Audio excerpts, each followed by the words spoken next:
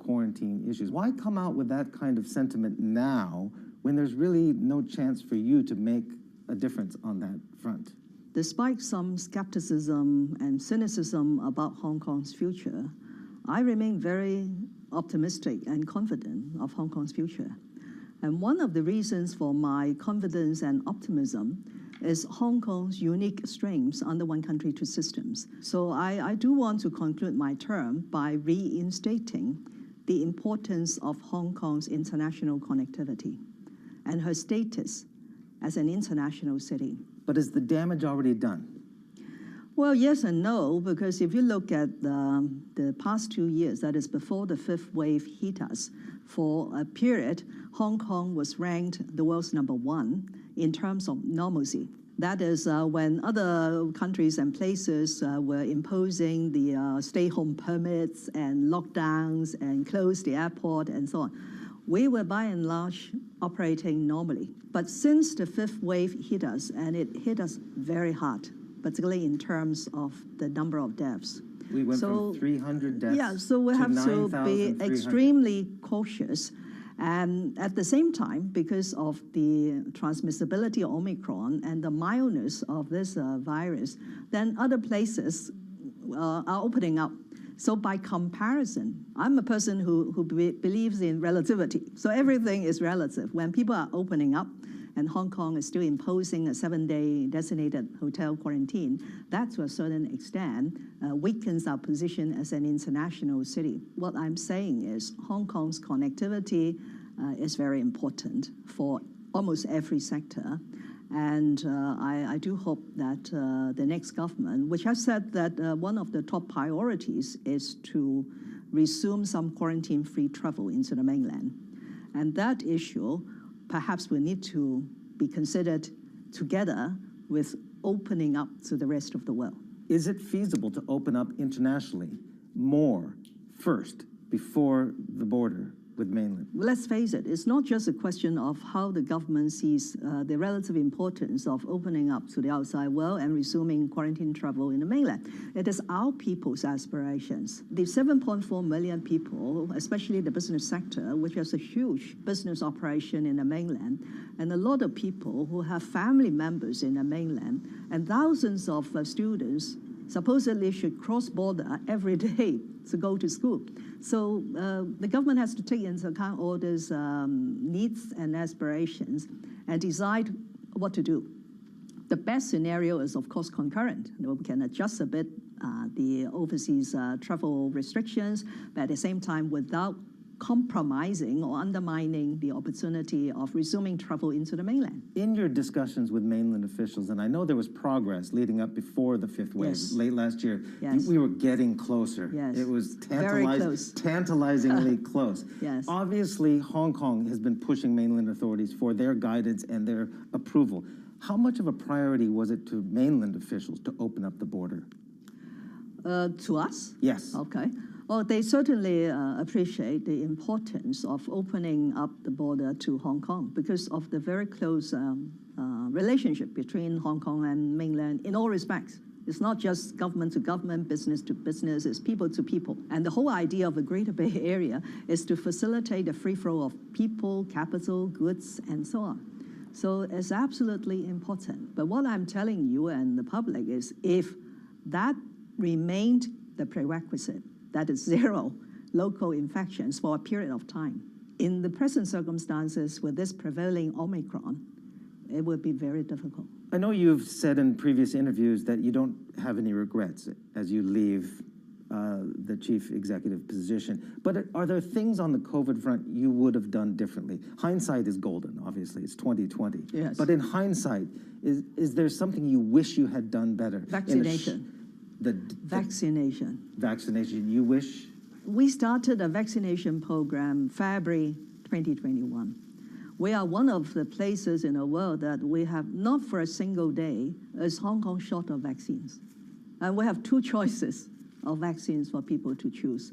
And we have community vaccination centers all over Hong Kong. With hindsight, perhaps we should be even more aggressive and forceful, short of mandating. Why not a mandate? Especially. Why not? We never do it by mandating people to take a jab, because that would be too interfering with the individual's freedom. But now we have a lot of outreaching teams to elderly homes. We persuaded the medical doctors to be more forthcoming in explaining to the elderly residents in the homes that it is okay for them to take the jab in order to overcome their vaccine hesitancy. We have said that unless this elderly resident's legal guardian said no, otherwise, by default, we will, based on medical advice, to vaccinate the elderly. These are tougher measures that were taken in the fifth wave, but not at the beginning of the vaccination program. So looking back, if you ask me, had we adopted the more aggressive measures at the very beginning and protect the elderly better, especially in the elderly homes, then perhaps we would see a lower number of deaths. This is critical. We probably have not seen the peak of this wave. Can you take me back to February 22nd, I believe, is when you came out and announced to the people of Hong Kong that they would likely have to face 3 COVID tests over the next month, and that those who test positive would be put into isolation centers. There were cases of parents being separated from the children. And then all of a sudden, you disappeared from public view for at least a couple of weeks. We came back, and there was no lockdown, there was no mass testing.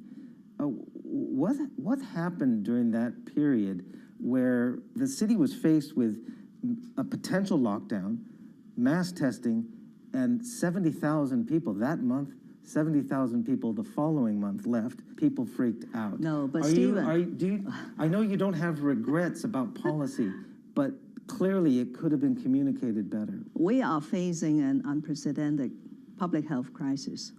I don't think any leader in any government have a firm and clear work plan that is cast in stone.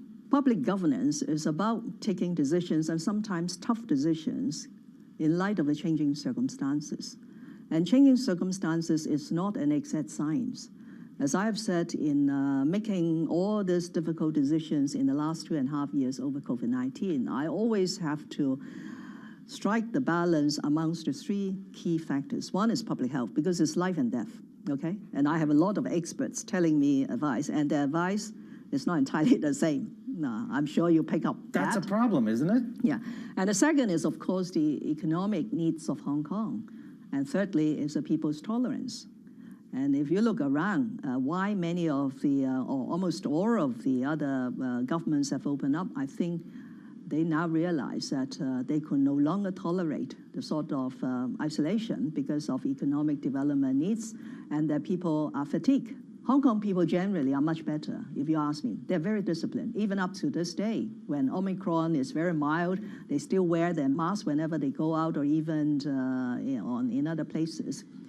But still, making a decision on that sort of complicated interaction of several factors is not an easy one. And I do not shy away from making decisions. And I do not shy away from telling the people. And so difficult decisions have to be made, especially in light of Hong Kong's unique circumstances. You still think there's going to be growth? You have to look at the robustness in Hong Kong's various sectors to appreciate that this city will rebound, and will rebound very quickly.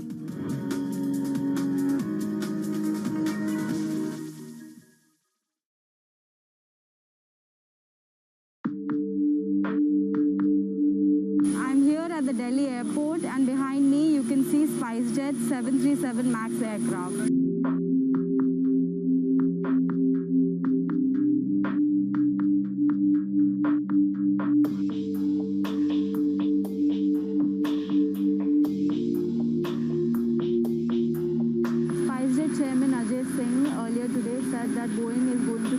SpiceJet in form of cash and aircraft.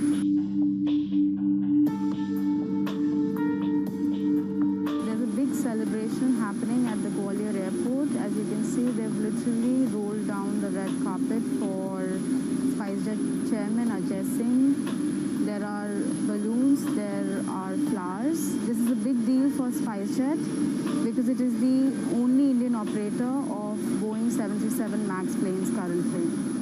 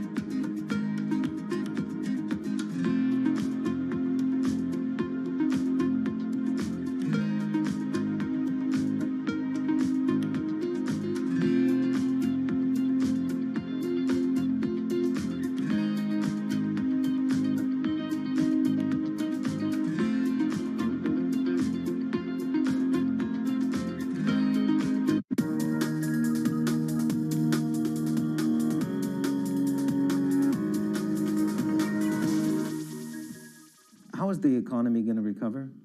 You had 2 straight years of contraction, followed by last year's rebound. But this year, on this path, it does not look like it's going to be very good. This year, we have moderated the forecast growth to 1 to 2%. Originally, it's much higher. You still think it's going to be growth?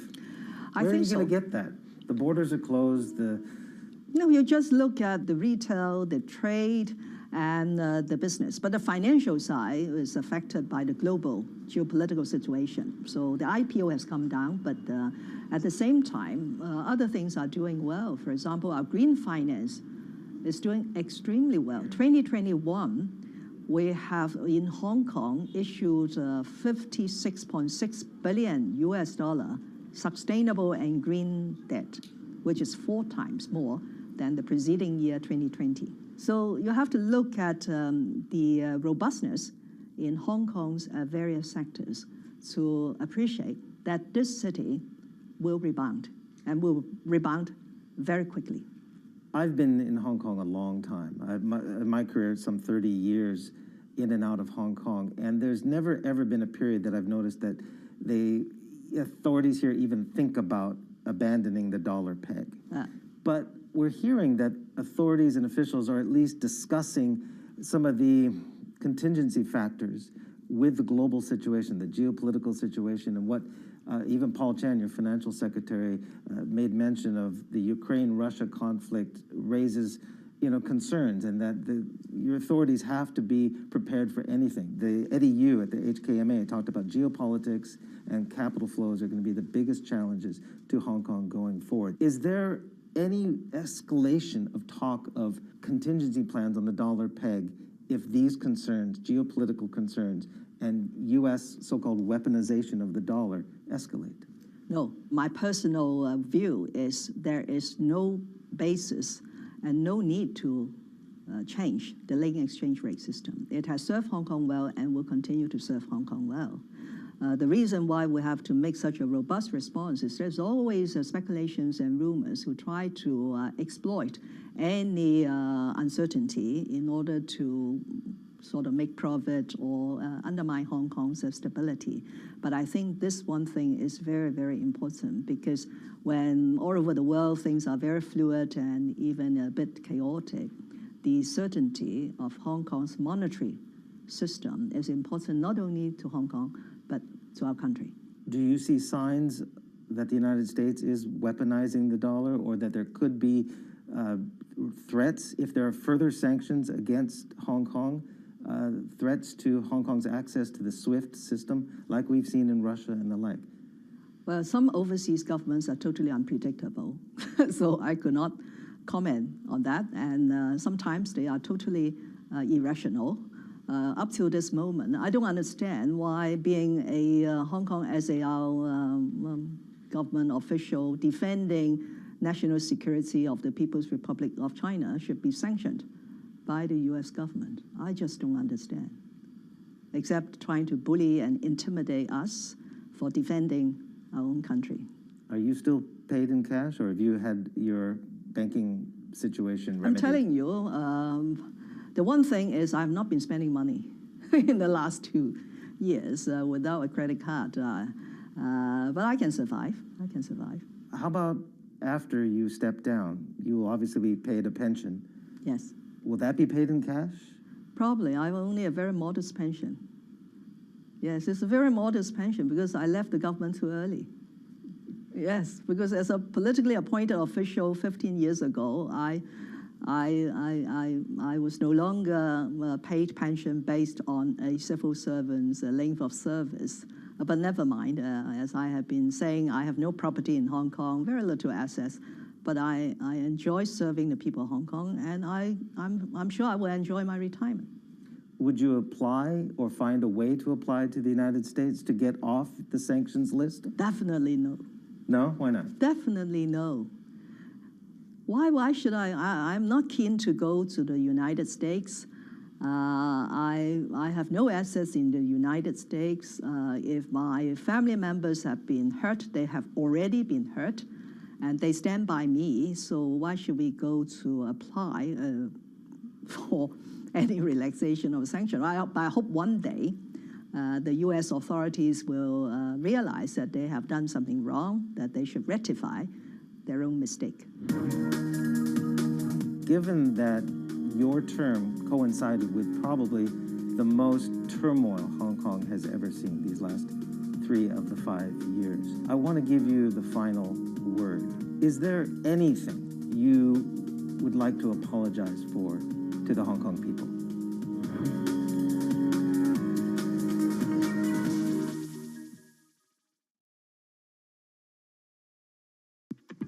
When you think space, you probably think one space agency that travels under the radar is ESA,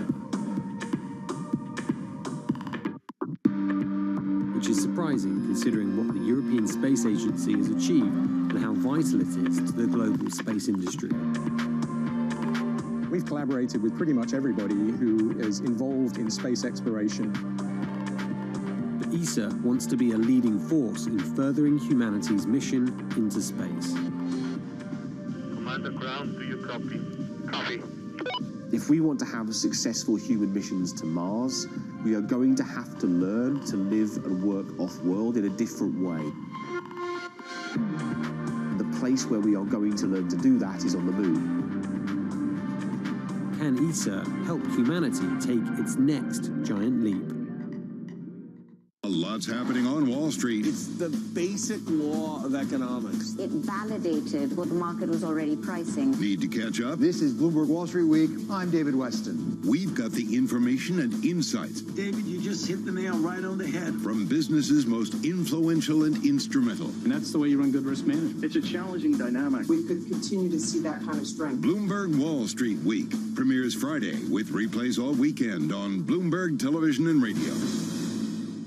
Front Row, exclusive interviews with the most influential figures in finance. Lloyd Blankfein. Deflation is a terrible thing. Inflation you could tolerate. Kathy Wood. Tesla will be in the pole position to dominate. Jeremy Grantham. We've had a very, very abnormal honeymoon Goldilocks period. First available on the Bloomberg Terminal, then on Bloomberg Television and Bloomberg.com. Front Row, the best seats in the house for business's greatest minds.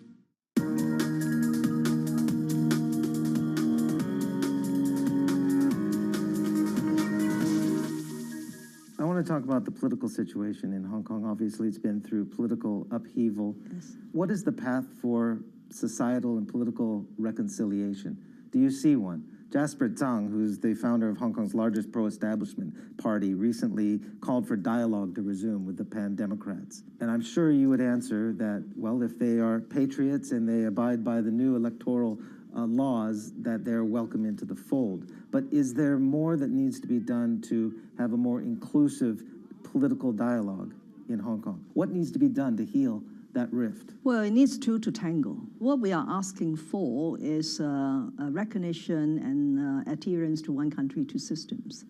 And as long as this prerequisite is accepted, there's of course room for dialogue, for cooperation.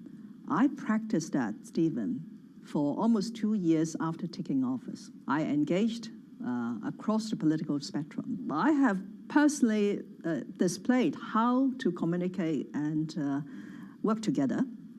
I even adopted some of their policy proposals to the extent I was attacked and criticized by the establishment camp.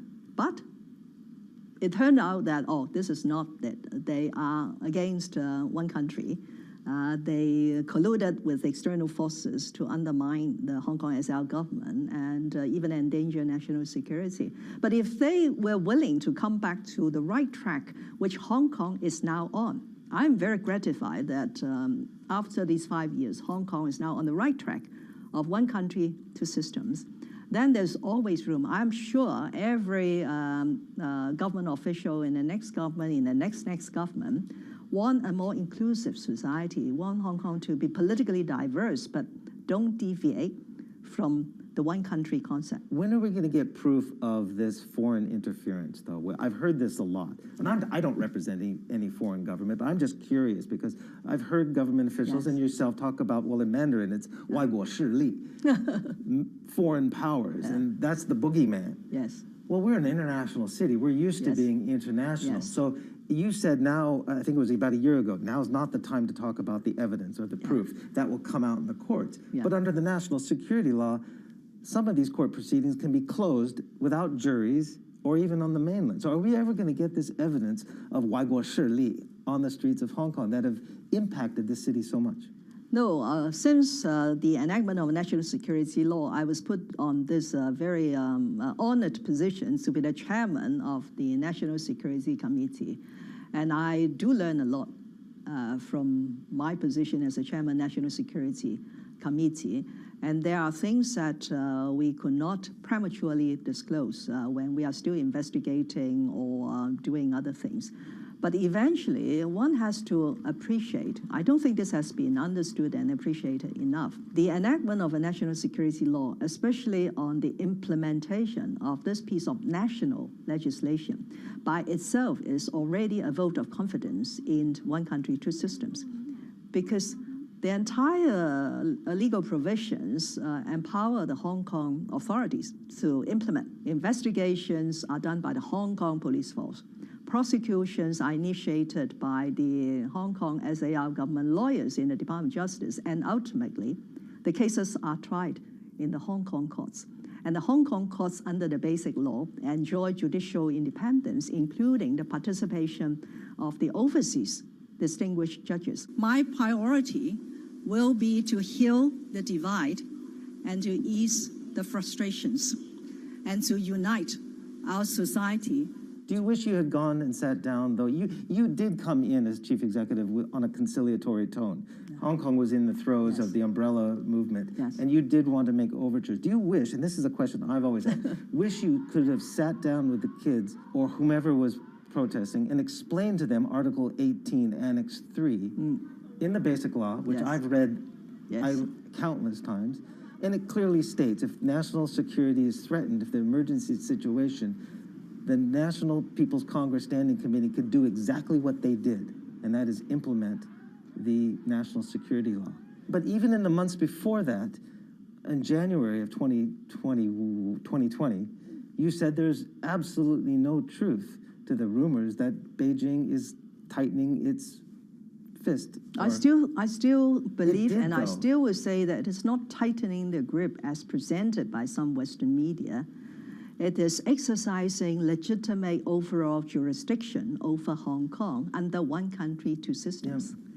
Hong Kong is part of the People's Republic of China, enjoying a high degree of autonomy. But when you talk about kids and understanding of the basic law, this is one area that after reunification, we have not done well. And that's why we have done a lot recently, and I hope that the next government will continue to do, because understanding one country, two systems is not an easy thing. It is not a one lecture or an instant noodle type of education. And I'm very happy after retirement to help the understanding by going into schools and talking to young people, especially with my personal experience as a chief executive. Is it an impossible task to manage two bosses, if you will, Beijing and the people of Hong Kong? Is it the most difficult job in politics? Your job, chief executive of Hong Kong? I would say it is unprecedented and unique. I can't find many situations where the head of the government has two bosses. But if the aspirations and the goals of these two bosses could be aligned, one is right track, one country, two systems. Second, we all love to have stability, prosperity. And third, we could integrate Hong Kong, should integrate into the national development. Then the job of the chief executive suddenly becomes very easy. Given that your term coincided with probably the most turmoil Hong Kong has ever seen these last 3 of the 5 years, I want to give you the final word. Is there anything you would like to apologize for to the Hong Kong people? No. I want to apologize to my husband and my sons for the sacrifices they have made to support my mission to serve the people of Hong Kong and to build Hong Kong as a part of the People's Republic of China. Madam Lam, thank you so much for your time on Bloomberg Television.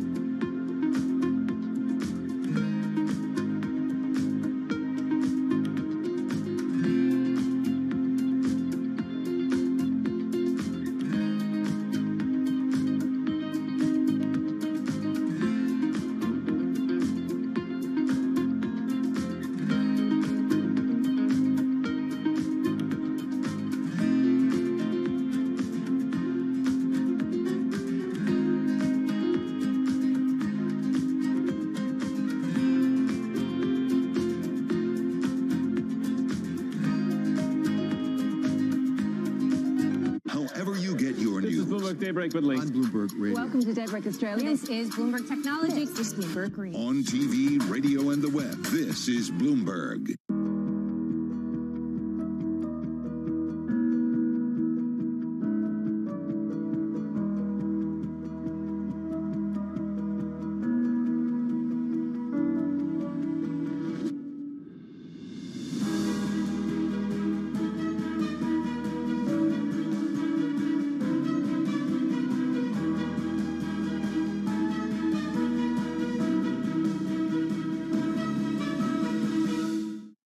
Early enough all these precious materials you were just mentioning, and we were on the lucky side that our prognosis was spot on in a way, forecasting what kind of material we would need and what quantity we would need. So who is my guest this week? The Grand Slam tennis champion, Andy Murray. The career span of an elite athlete can be short, but this British tennis player has already packed a hell of a lot into his 35 years. 3 Grand Slam wins and a former world #1, he's battled injury to remain on the court, bagging tens of millions of dollars along the way. But for the greatest UK player since Virginia Wade, it's always been about more than the money. He's turned down endorsements and done things his own way. From his early years when some of the public were unsure of him, he's now ranked by pollsters as the most popular tennis player in the world. As he faces what could be his last Wimbledon, what does he do next? And can he avoid the pitfalls that occur for so many top sports players once they've quit their game? This is what's coming up. I know we're talking ahead of Wimbledon, of course. Do you have to go in believing you can win again? Yeah, I mean, I think that's part of the motivation to still be out there competing. I know it's going to be even harder to win Wimbledon than it was 5-6 years ago. But yeah, I still believe, and I'm still working and training as hard as I can to try and achieve that goal. You've been very influenced by strong women in your life, not least your mum, the pro tennis coach, of course, Judy Murray. And she recently wrote an article about being sexually assaulted at an awards dinner by a man sat next to her. I was obviously really upset for her. I was pretty angry, but also I didn't know quite exactly what to say. It's a familiar story for a lot of women, and yeah, that sort of behaviour shouldn't be tolerated anywhere.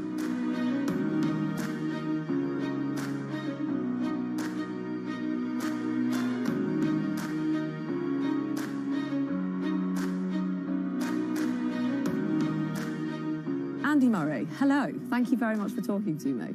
Hi, how are you doing? Do people call you Sir Andy, ever? Rarely, no. Try to avoid that when I can. Okay, no, I mean, you are a knight, so I just was remembering that. Do your kids ever call you it? I don't think they're aware of it.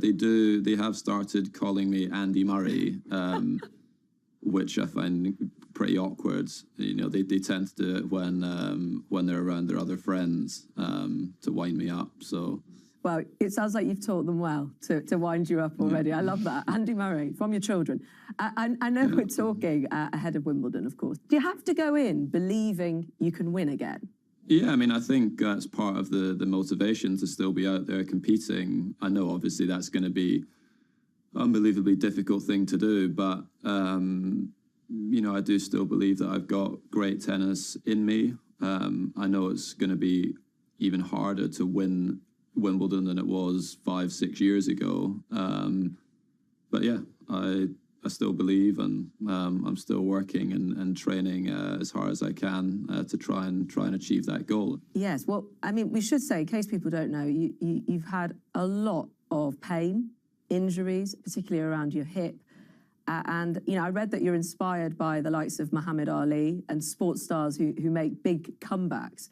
Is that part of the psychology? For me, I came back to play tennis because I love it. That's why I came back to play. It's been something I've done since I was a really young kid, and you know, pretty much since my sort of teenage years, it's been the main thing in my life, and I've dedicated a lot of time to it. And I kind of realized when I was going through all of the injuries and pain and wasn't able to compete, like how much I did love it. And yeah, probably wish it at times, certainly earlier in my career, that I appreciated it a bit more and enjoyed it a little bit more than I did. Yes, well, I mean, I'm fascinated by how individuals do cope with pain. I actually live with a condition called endometriosis, so I'm quite regularly in pain. Of course, everyone's pain is very subjective to them, and in your case, it stopped you at many moments from doing what you wanted, what you dream of, what you train of. How have you coped with pain? Well, I think as athletes, you're used to sort of always having a certain level of pain from, you know, the training and the matches that you do, you know, and that's kind of normal. So I think most athletes probably have a relatively high sort of pain tolerance. But then with my hip, and I dealt with discomfort in my hip for probably 6 or 7 years until it basically from one day to the next went from, you know, I was ranked #1 in the world at the time to I literally can't walk properly anymore. And, you know, I couldn't extend my hip and was in constant pain every time, you know, even when I went to walk the dogs. And I think initially that's obviously difficult to deal with, but I think over time it's the consistency of the pain and it just being every single day that sort of wore me down. And I filmed a documentary during my sort of rehab and all the injuries and the surgeries and stuff. Yes.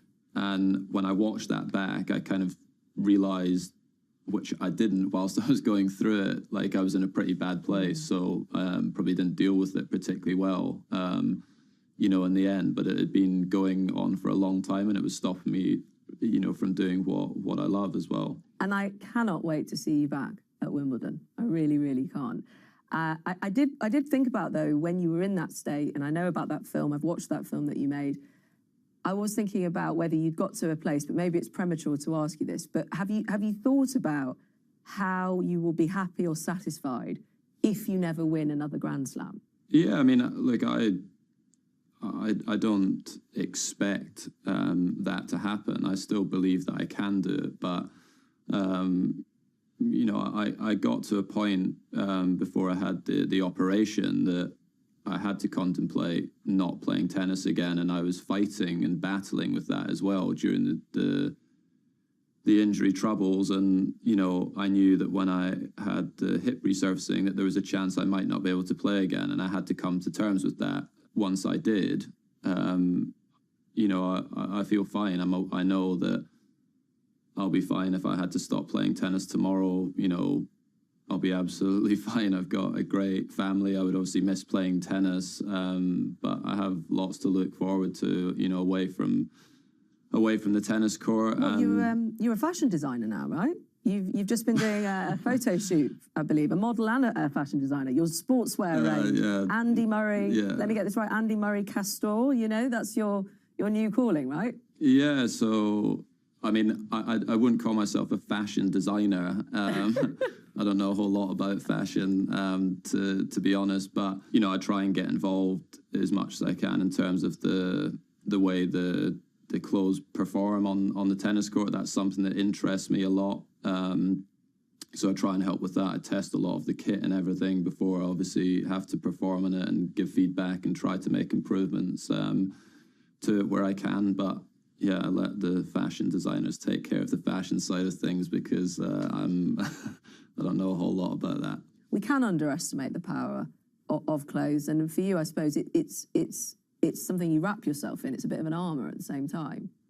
Yeah, I mean, it's really important for us, and you know, the shoes as well. You know, it can make a difference to your performance, and certainly like the clothes and you know, extreme conditions. Like we play in Australia where it's, you know, 40 degrees, and in like places like Miami where it can be, you know, 85-90% humidity. So you need to make sure that, you know, the materials and stuff that you're wearing, you know, are appropriate for the conditions. So yeah, it is important.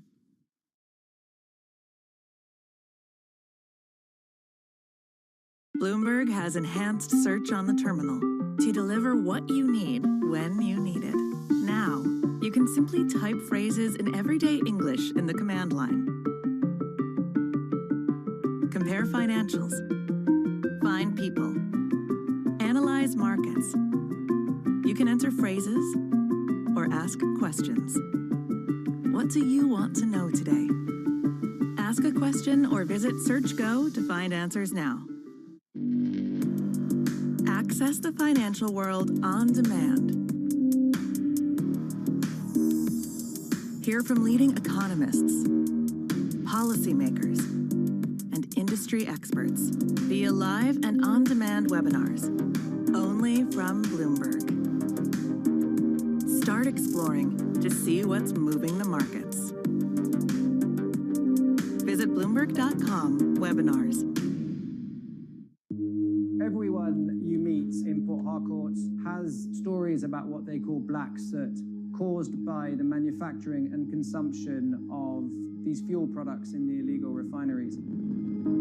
Oil theft, known as bunkering, and the refining of its spoils is worsening the damage from decades of fossil fuel exploitation, creating one of the world's most severe ecological disasters.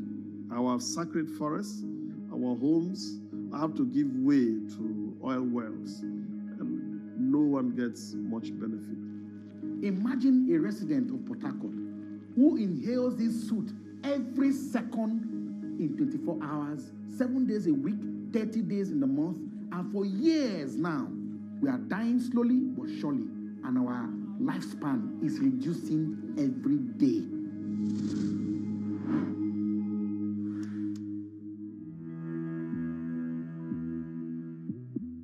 I just have to say, I talked about watching you, of course. As a Brit, I feel I've lived many moments with you, you know, on my knees, standing up, hiding behind the sofa, willing you on to win. But one of the things that I wanted to ask you was about your kind of fist pump that you do and that roar that you do to the crowd. What's going on there? What are you thinking about when people like me are watching you do that point after point after point? Yeah, I mean, I think it's just, well, a little bit is obviously trying to encourage yourself.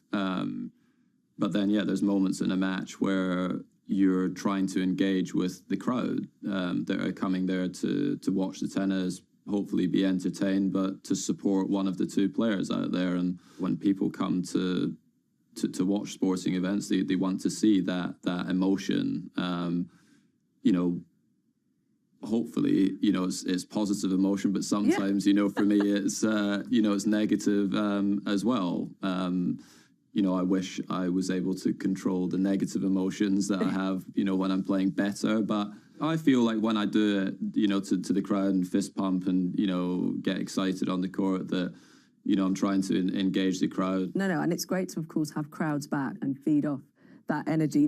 What do you make of groaning and grunting whilst playing? What do you make of that? Some spectators find that not the best, but I wonder how it is as a player, and other spectators love it. I remember growing up watching Monica Seles, for instance. But there's a certain level that I think is okay and almost like natural when you're putting lots of effort into something, but when it's at a level that sounds and seems unnatural, then that's when it's maybe a little bit off-putting, and then some players are maybe doing it like so long that the ball's already getting hit by the opponent, you know, whilst they're grunting, and that, you know, is not good, because, you know, it should be a hindrance, really. Yes, it's not their ball very much at that moment. No, I can only imagine. Well, we're just speaking about, of course, again, with regards to Wimbledon ahead of it. You will be very aware of the controversy going into this Wimbledon surrounding the decision to ban Russian and Belarusian players. You've acknowledged how complicated this decision is. You chose your words very carefully, and you have sympathy for the players who can't play and the authorities who have done this. It's a really difficult one, this, isn't it? Well, my sympathies, first and foremost, are with the people in Ukraine and what they're going through. And, you know, in the grand scheme of things, like whether some tennis players are not able to play in an event or not, and whether there's, you know, ranking points on offer in the grand scheme of things is kind of irrelevant. You know, obviously know quite a few of the Russian players, and I'm friends with them, and I feel for them that they're not able to compete. I can appreciate that it may seem unfair to them, but I can also see, you know, Wimbledon's side and their point of view and the perspective that they have, and it's very complex. But at the end of it, you know, there's a war going on. You know, that's, you know, what people should be focusing on, and, you know, we want that to end as quickly as possible. And, you know, a tennis tournament isn't really that important, I don't think. No, I think that's obviously the context, and a very important one to do. And I know you're an ambassador for UNICEF. I know you're also donating the proceeds of any of your payments or winnings this year to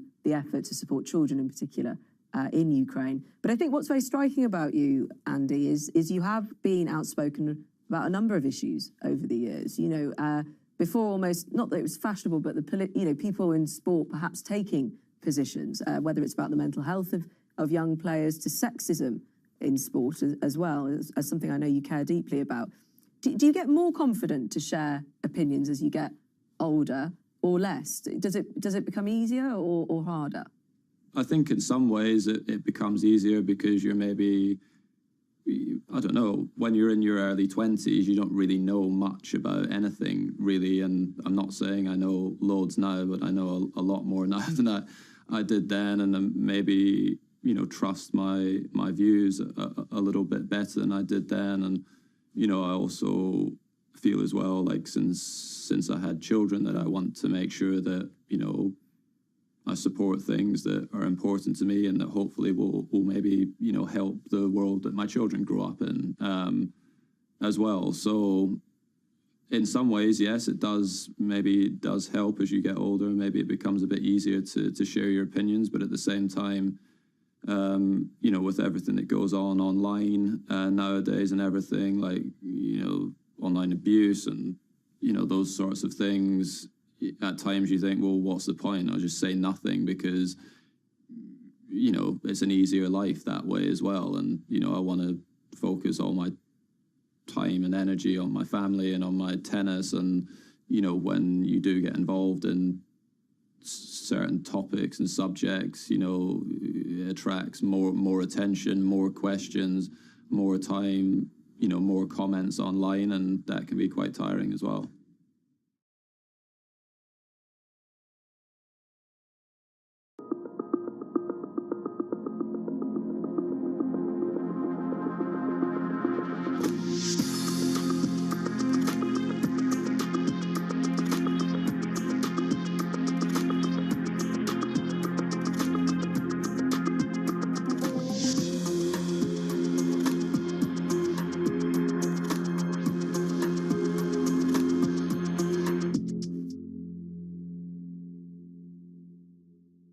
Companies now, they're getting hundreds, maybe even thousands of applications. So software has come in to automate the process. You want to write your resume for robots, not for humans. The only job your resume has is to be comprehensible to the software that is reading it, because that software or robot is going to decide whether or not a human ever gets their eyes on it. These things are programmed by a certain segment of the population that might not be totally inclusive or not be fully aware. Concerns about how this technology could exacerbate discrimination. For the FTC, I think foremost, the FTC needs to be making sure that we're fully understanding this technology. We don't trust companies to self-regulate when it comes to pollution. We don't trust them to self-regulate when it comes to workplace comp. Why on earth would we trust them to self-regulate AI?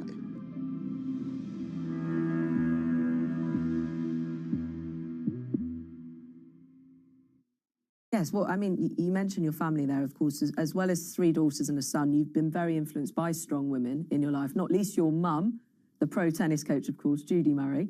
And she recently wrote an article, and I remember reading it when it came out. And, you know, it's a terribly shocking but horribly familiar story to quite a lot of women, I have to say.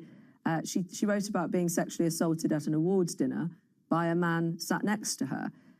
I just wondered, did you know already that story? And did she tell you she was going to share it? My brother was aware of it. I wasn't. My mum did message me at the time to let me know that there was an article coming out about it. And yeah, I was obviously really upset for her. You know, I was pretty angry, but also I didn't know quite exactly what to say. And obviously, I messaged my mom. I called her the following day to talk to her to make sure that she was okay. And yeah, like you say, it's a familiar story for a lot of women. And yeah, that sort of behavior shouldn't be tolerated anywhere. I mean, she also wrote as part of this, which is a big part of what your mum has done, is, you know, women are made to feel the world of sport is not for us, and our presence is neither welcome nor important. And what I mean by that is your mum has done a lot of work to try and change that, you know, to be a big part of the world of sport. She is. I wonder, when you have thought about sexism and how women are perceived, you've of course also had a female coach yourself. That was a big story at the time, even though it shouldn't have been in many ways. How do you stop those men, it's not all men in sport, of course, but those men in sport making women feel like your mum described? That's a good question, which I probably don't know all of the answers to. I think some of it probably comes from education, some of it probably comes from having more women around, so that it's not something that it seems out of the norm. Certainly, like you mentioned, I got a taste of that when I hired a female coach, and that was very rare. Like on the men's tour and the women's tour, there's very few women coaches, and I didn't think much of it at the time when I hired a female coach. Like, I'd never personally in my early 20s thought about it because I'd always seen all of the top players all working with male coaches. I had a conversation with Darren Cahill, who's one of the top Australian coaches, and said, well, you know, what about speaking to some female coaches? And I was like, yeah, I mean, why not? Why wouldn't I do that? I then went down the route of employing Amelie Mauresmo, who is a former world #1 Wimbledon champion. And, you know, even when there was rumors about me potentially working with her, the comments that I was getting from fellow players, fellow coaches, was something I'd never experienced before, and that was when I realized that there was quite a big problem. And I think that until it becomes the norm that there is more than just the odd 1 or 2 female coaches on the tour out of 200 or 300, I think that it's probably always going to be an issue. But I mean, hopefully things are changing slowly. Yes, I mean, I suppose when we look at the world of sport, and I know I'm broadening this out slightly, but I know you will have seen this, that recently Jake Daniels became the first active footballer to come out as gay. A lot of people have said that was very brave because of football and how football is perceived and how it is to be a footballer when it comes to being open about your sexuality. I wonder, when we talk about the world of sport, what was your reaction to that? And do you think it is getting better in being more reflective of the wider population and not the world it thinks it should present, but the world as it is? I do think it is getting a bit better, and I think that was really positive that he felt comfortable enough to come out. And from what I've seen, most of the coverage has been extremely positive about it in the media. How that will play out at football grounds up and down the country, that will be, I guess, a bigger test, and hopefully it's, his experience is really positive as well. And but yeah, you would think that, certainly in tennis, there's been no male tennis players have come out as gay whilst they've still been playing. So you would, a few have come out post career. So, we maybe have to ask the question as to why that is the case and why, they still don't feel comfortable to come out whilst they're still active. But I would hope that it would be viewed positively by all of the players, and that's certainly been the case on the female side.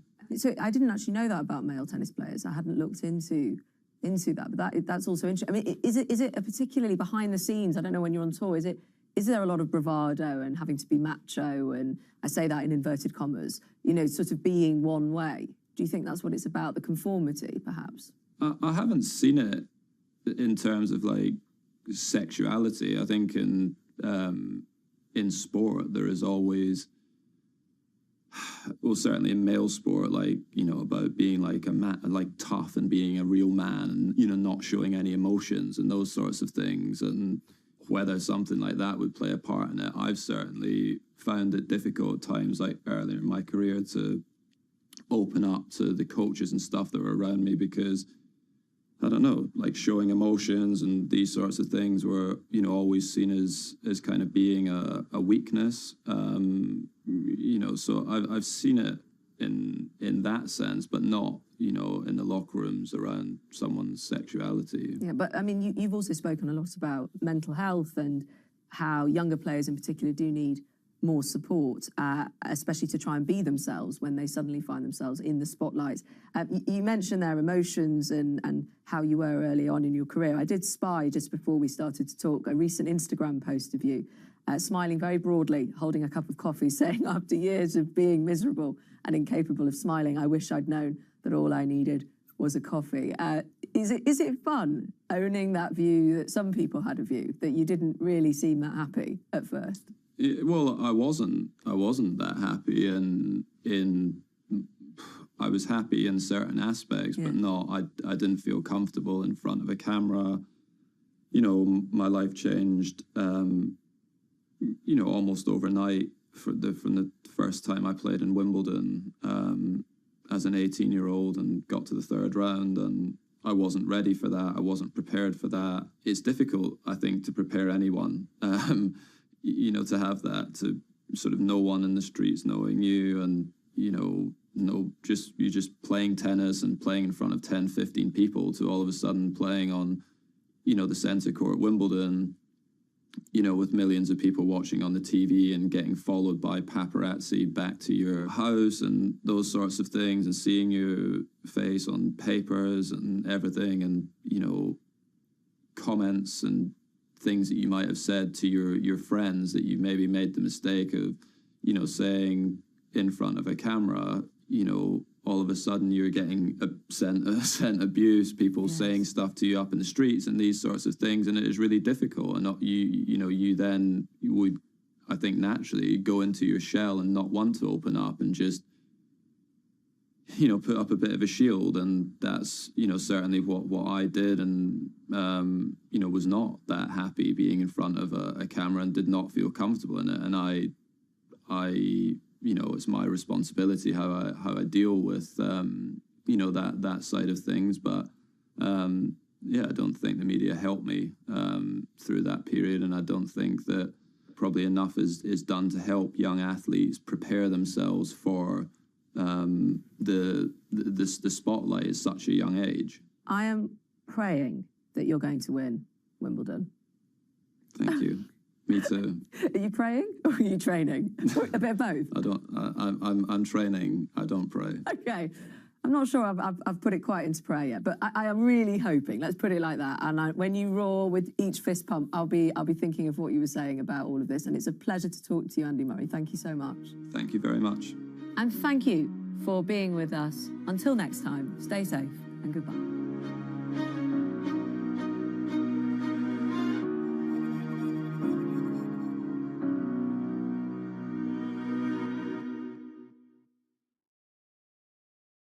Lots happening on Wall Street. It's the basic law of economics. It validated what the market was already pricing. Need to catch up? This is Bloomberg Wall Street Week. I'm David Weston. We've got the information and insights. David, you just hit the nail right on the head. From businesses most influential and instrumental. And that's the way you run good risk management. It's a challenging dynamic. We could continue to see that kind of strength. Bloomberg Wall Street Week premieres Friday with replays all weekend on Bloomberg Television and Radio.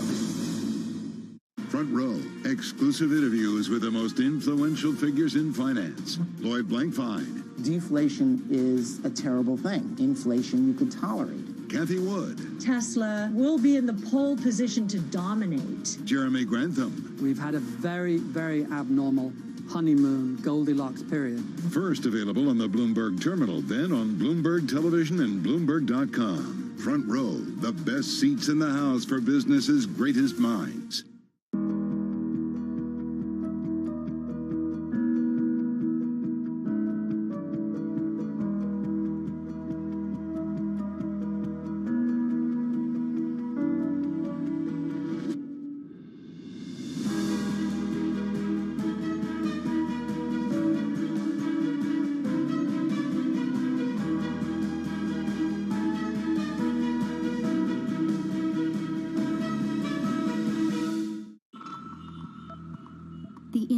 city of Jamnagar is a money-making machine for Asia's richest man, Mukesh Ambani.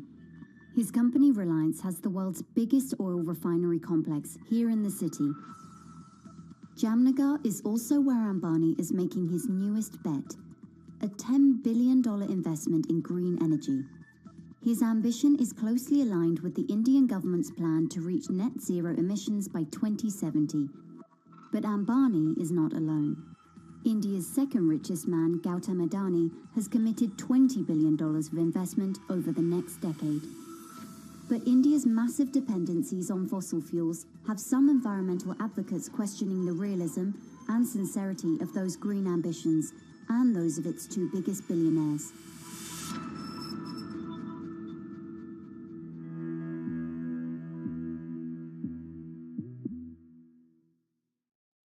So who's my guest this week?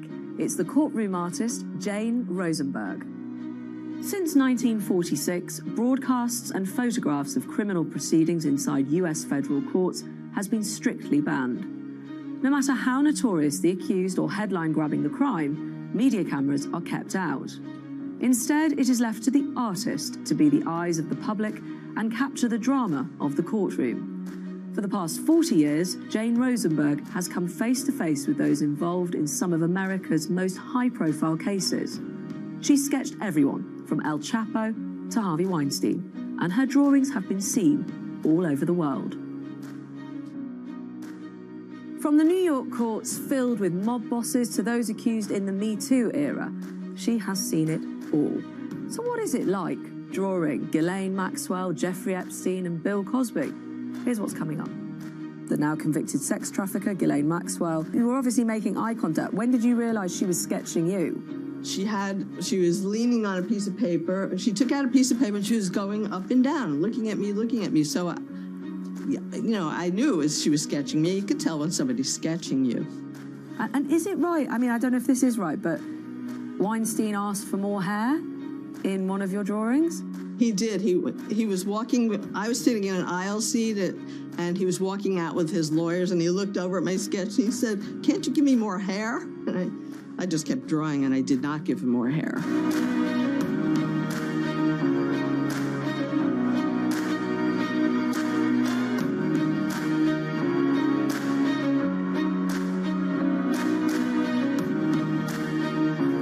Thank you so much for talking to me and to our viewers today. It's lovely to be with you. And I wonder how it does feel to be the subject instead of the one drawing and creating the work. I really hate it. And that's why I don't think cameras should be in the court. Well, no, that would slightly put you out of work. But you've been in this line of work for more than 40 years. Yes. And I just wanted to ask, because the clip that has gone, or the image rather, I should say, that's gone viral recently is of the now convicted sex trafficker, Ghislaine Maxwell, drawing you as you drew her. Yes. That didn't make me nervous. It didn't make you nervous? No. Sketchers are fine. I think if she took out a big fat camera and put it in my face, I'd feel a little differently. But was that not quite an odd experience? Because I imagine that doesn't happen that often. No, it did happen to me about 30 years ago when there's a comedian named Eddie Murphy. I don't know if you know who he is. Heard of him? Yep, definitely. He did a little sketch of me in a court case. He was the defendant, or he was actually suing or some kind of dispute with his agent, and he was bobbing up and down and sketching, making fun of me, like pointing. He did a little sketch of me on a little Post-it, and he gave it to me, and I have it here in my apartment somewhere. I found it within 5 years. It's still here somewhere. Okay, so once in 30 years, it's definitely not the norm. No, it's not the norm. So it was odd. Did you were obviously making eye contact. When did you realize she was sketching you? She was leaning on a piece of paper. She took out a piece of paper and she was going up and down, looking at me. So, I knew she was sketching me. You could tell when somebody's sketching you. And it didn't put you off? It didn't really put me off, but I felt I better sketch this because now this is what's happening in the courtroom, and I have to draw what I see. Well, I was just going to say, I imagine that was pretty meta, you being drawn and her drawing you. And also, do you think is there a psychological element to that, do you think? There could be. A lot of people are throwing in their opinions about what it means and what it meant to her, that she was trying to have power. I don't really know. I don't read minds. I can't figure out what she was doing, but I had to draw her, and I was really happy she was looking straight ahead, as you may be right now, because a lot of times I'm seated right behind a defendant, and I can't see anything but the back of their head. So if I can get a front view, it's great. A lot of times photographers outside of a courthouse will shout out somebody's name when they're trying to get their image, just so that they get them to turn front view. So it was an important thing for me. And I wanted to keep it going as long as possible. It was great. Well, that's interesting as well. I mean, did you get to see what she drew? Did she leave it on the table? I did go running out. It was a break, and I went out and ran after her lawyer. I said, can I see, I'd like to know what was she sketching? And she said, Jane, I can't discuss that with you. So I really don't know. I never saw it. You're, of course, drawing as well, and it has been a remarkable time with the pandemic where you have a lot of people's faces now obscured with the mask. Yeah. How has that been? It's partly easier and partly harder. It depends on who the person. Ghislaine Maxwell had great eyebrows and eyes and good shaped hair because that's all I've got to work with. It made it harder for me to sketch because I use pastels and I'm used to blowing some of the dust off. I'd be going, but then it's in my mask, so it was hard for me to wear a mask and work. But drawing everybody else in a mask, it's not as interesting, I'm sure, to make a portrait of somebody with a mask on. But I had to draw what I saw. Well, some have also felt, it's hidden people's faces at the time where you do normally get. Certainly, even going into the court, some people have felt, it's been helpful to those who are on trial in some way. I think it's been hard for a defendant's team, the lawyers, to pick a jury because you can't see their faces. It's hard to read. You want to pick a certain type, when you're trying to select a jury. I think it really made it hard for them to. People look different when they take their mask off. I was working with a reporter with a mask on, and then I saw them outside with no mask. I had no idea that was the same person. No, I know. I've had that exact same experience myself quite a lot of times, and I just want to see and check that I've actually met that person before. With this particular image, because it really did captivate people. I know you're not actually on social media, but this really did go viral. I know you can keep the images as well that you draw. You submit a scan of them, or you give a copy, and then you keep the original. Have you been offered money? Oh, yeah.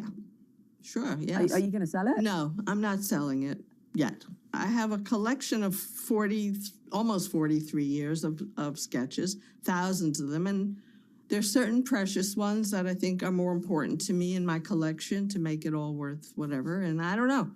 I'm not ready to sell it.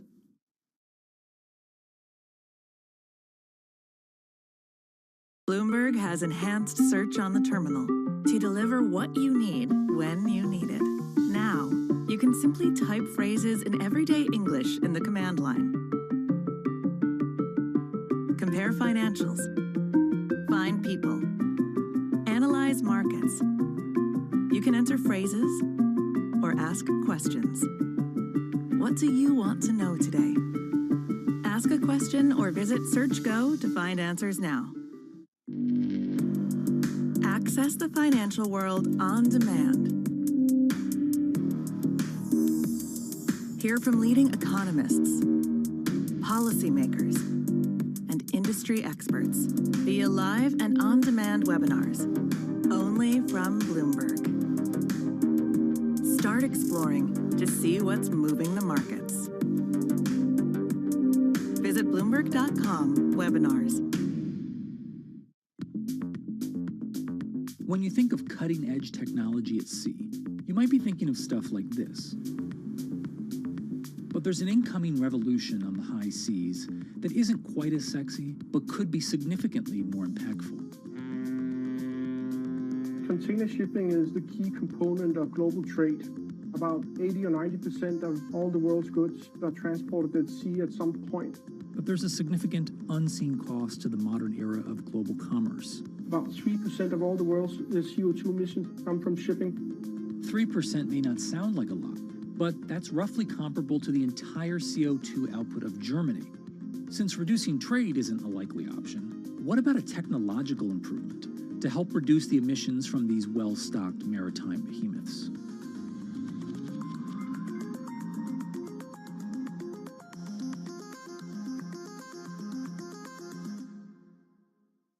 Just about something you were saying, though, with Ghislaine, which is, I think, speaks to your work, is that you've got to draw what you see. And it's obvious that you have had to take the emotion out of it. Take my emotion out of it. Yeah, exactly. Because if somebody else shows emotion, I do have to put that in. If somebody's crying, I have to capture their emotion, but I have to try to not let my feelings go into the drawing, which sometimes I do have reactions on some cases. Sometimes I feel like I cry sometimes, and tears are really bad for pastels. I just try to be neutral and journalistic. I've witnessed some horrific cases, and I see horrible crime scene photos. I just did a Derek Chauvin case. I watched that tape over and over because it was shown from several different angles, and it was really hard for me to do that. I had to look. I had to draw it. I couldn't look away. People have an instinct to look away from a horrific scene like that, but I had to really study the face. It was just horrible to watch somebody die over and over and over. What impact has your work had on you in your life outside the court?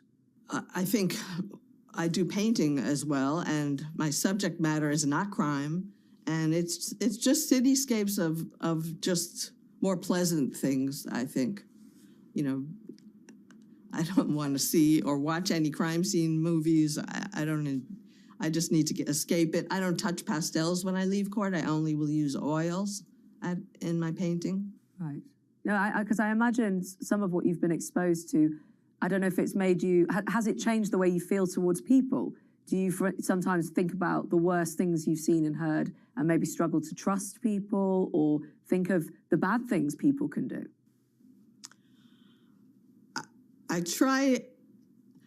People, it's hard. People's faces don't, as I was saying to somebody about Bernie Madoff, he looked like such a kind old gentleman. It would be so easy to just fall prey to him and like give him all your money and trust him.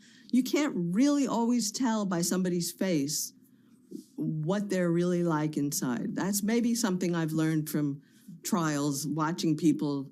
You can't always tell. There's brilliant con artists out there who just can mask their true self, and you just have to be careful. Have you ever been frightened in court? I was sketching a group of, I think they were the embassy bombers. It was a group of terrorists, and there were a lot of them, and they sat them all inside the jury box because they had nowhere else to put them. And they let me sit in the well, which is where the tables for the lawyers would be. And I was sketching, and one of the defendants jumped out of the well, leapt over. It was sort of like, I think I had just seen a Tarzan movie with my son, and he leapt over with both arms, took his feet, and started running across the courtroom. And the judge stood up and pressed the panic button, and the marshals were standing in the back and started running up and tackled the guy against the wall right next to me. It was terrifying. I got on the floor. I held my pastel box. I was really afraid, which is resting on a little tripod next to me. I did not want that to go on the floor, and I just squatted down on the floor next to that. So that was a pretty odd moment. Yeah, well, I mean, if you are regularly in the room with big criminals, something at some point, I'm sure, is going to go down. That was the time that it went down, right? And I had never been allowed in to sit where I was sitting again. They always... Then it was just a time where they just were extra cautious since that point about where they let anybody sit. What's it like sitting opposite household names? I'm thinking R. Kelly and to an extent Harvey Weinstein. Okay, household names. These are all sex predators. So it's the Me Too era of a lot of the cases I've been covering. There's so many Me Toos.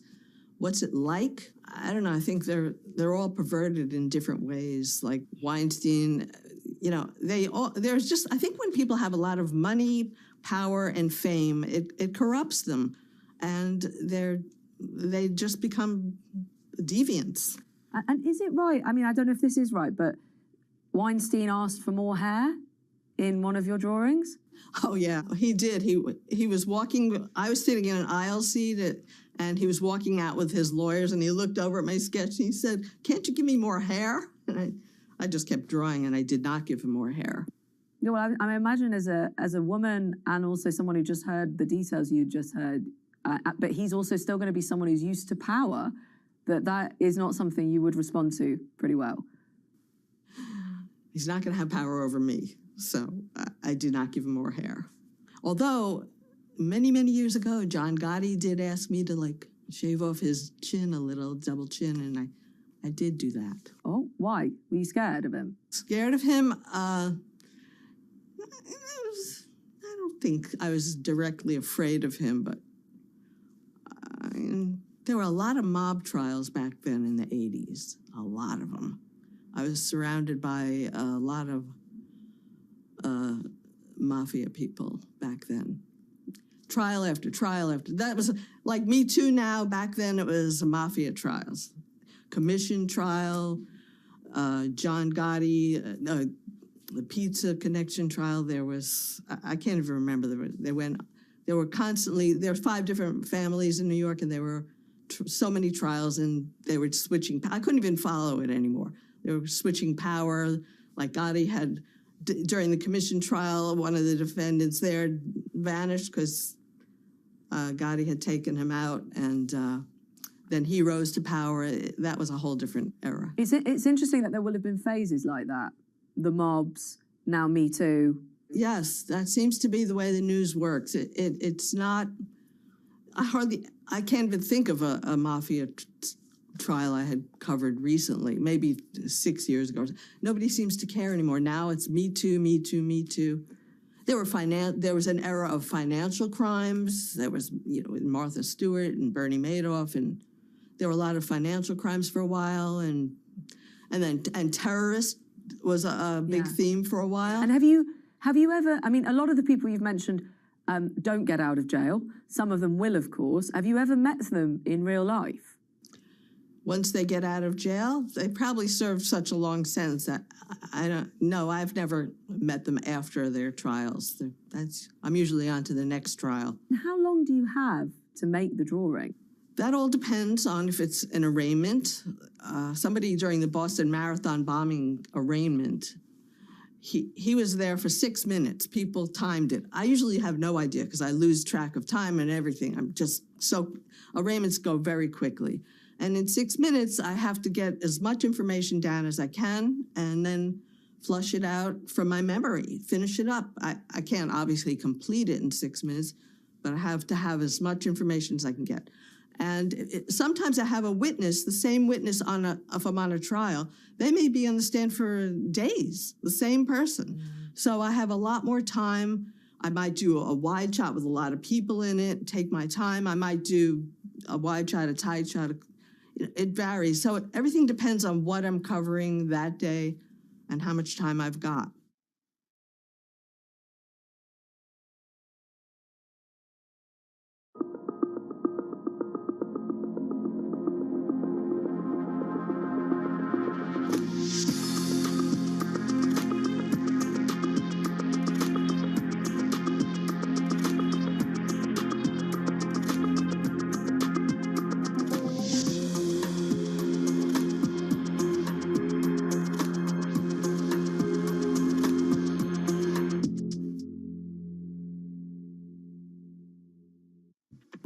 When you think space, you probably think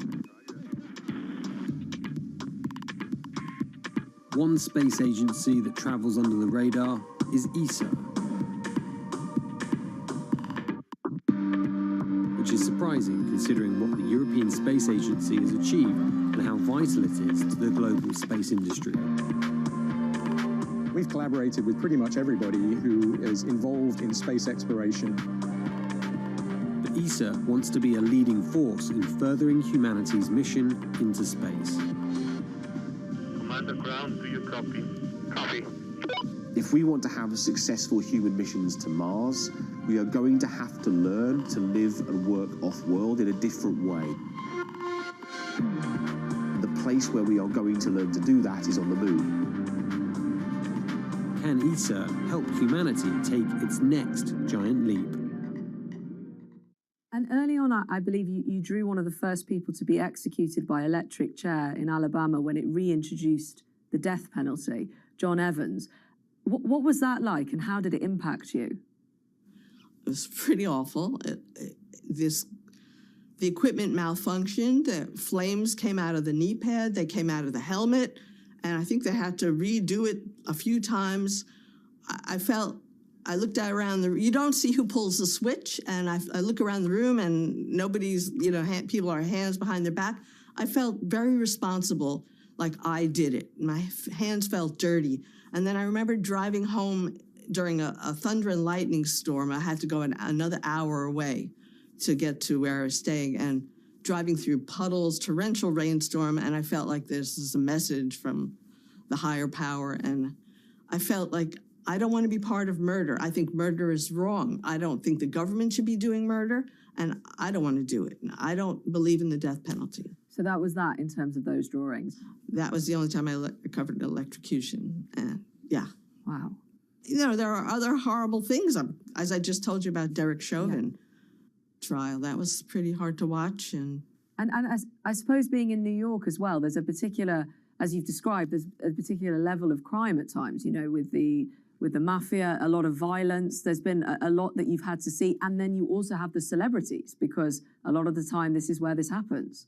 Well, New York City is running a violence going on all the time now, more than ever.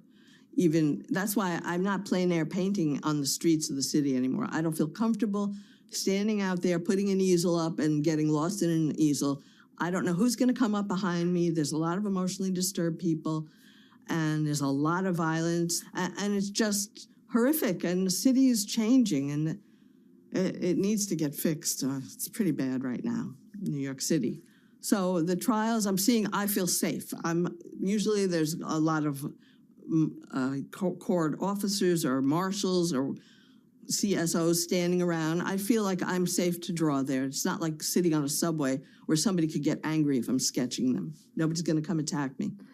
You went viral again. I mean, maybe you've been viral lots of times and you don't know because you're not on social media, but there was also another time, which I think is smart a lot of the time, because of your depiction of Tom Brady, the American footballer, in court over a cheating accusation, people saying that your picture didn't look like him.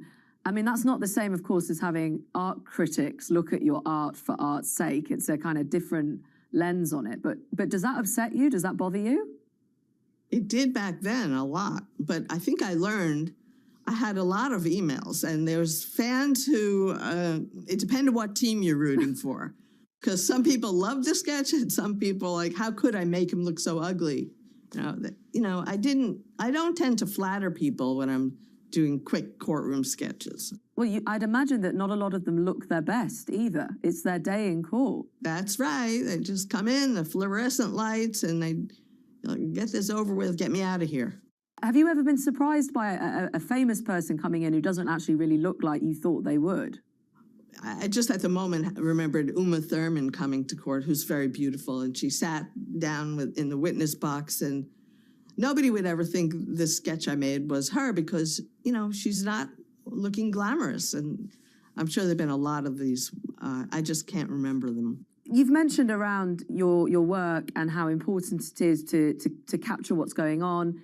And for you, I can tell it's a very important part of the justice system and transparency. But what do you say to those who think it's time for cameras? Well, as I said in the beginning, I don't really like being on camera. I'm not comfortable with it. I think it gives a lot of power in an editing room to the media. They can make, when they see something on camera, they believe it's the truth. It's a photo, they don't lie. But there is power in the way things are edited. Things can be shown, clips of certain expressions that may not show the truth. When a sketch is shown, I don't think people have that, oh, this is the truth, this is where, it just captures a feeling of what's going on. So I think you have to watch out with cameras in the court. They may be quieter now, they're not as obtrusive, they don't make loud clicking noises anymore. All that may be true, but what is true? What is the truth? Well, I mean, your country, where I am, this has been a big thing. What is truth, post-truth era, those sorts of things. I suppose it's one of those debates, isn't it? And I'm interested as well as a journalist because of transparency in courts and how we best do that. Well, courtrooms are open to the public. People are allowed to come in and watch trials. They're not sealed off unless it's a sealed case. And if a camera's running 24/7 in the courtroom, maybe that will give more information. But TV news tends to edit clips of what they think is the story they want to tell. And if the judge is yawning, they may show that and say, oh, he's not paying attention. And, anything could happen. And I think there probably are witnesses like me who don't feel comfortable in front of a camera. Yeah, and also victims, of course, as well. The victims, of course. I can't even sketch their likeness. I'm not permitted. Not permitted to sketch their face. So I have to, during Ghislaine Maxwell and Weinstein and plenty of cases, I've had to draw featureless faces. Right. So I'd get the gesture, maybe the tears, hands, hair, but no, I can't let their whole likeness show where somebody could pick them out and say, oh, I know. And jurors, I can't show their face too, especially anonymous jurors. Yeah. I mean, in the case of Ghislaine Maxwell, bringing it back up, a lot of people make a big thing of what the person looks like when they're found guilty. People want to read into that moment, don't they? Do you draw that exact moment, that response to the verdict? I'm watching what's going on, and if she broke down crying, yeah, I would draw that moment. But she didn't really have any reaction at that moment that I could see. Is that quite common? Yes, it's common. People don't always react. Maybe they're in shock. I don't know. Yeah. What a moment. What many moments you've been in people's lives, recording.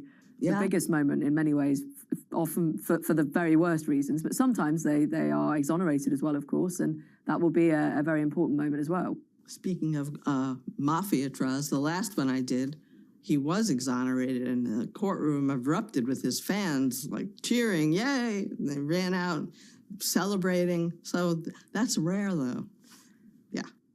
Jane, if you could do it all again, do you think you'd go into this line of work knowing what you know about it? Yes, I do love what I do. I think I'm very lucky. I love drawing people. I'm very lucky I found a way to earn a living doing it and feel safe, and I love it, and I would do it all over again, yes. Well, I've loved talking to you. Thank you so much for letting us in and letting me and us turn the camera onto you and focus on you for a bit. But we'll let you get back to focusing on others. Thank you so much. Okay. And thank you so much for being with us. Until we meet again, take care and goodbye.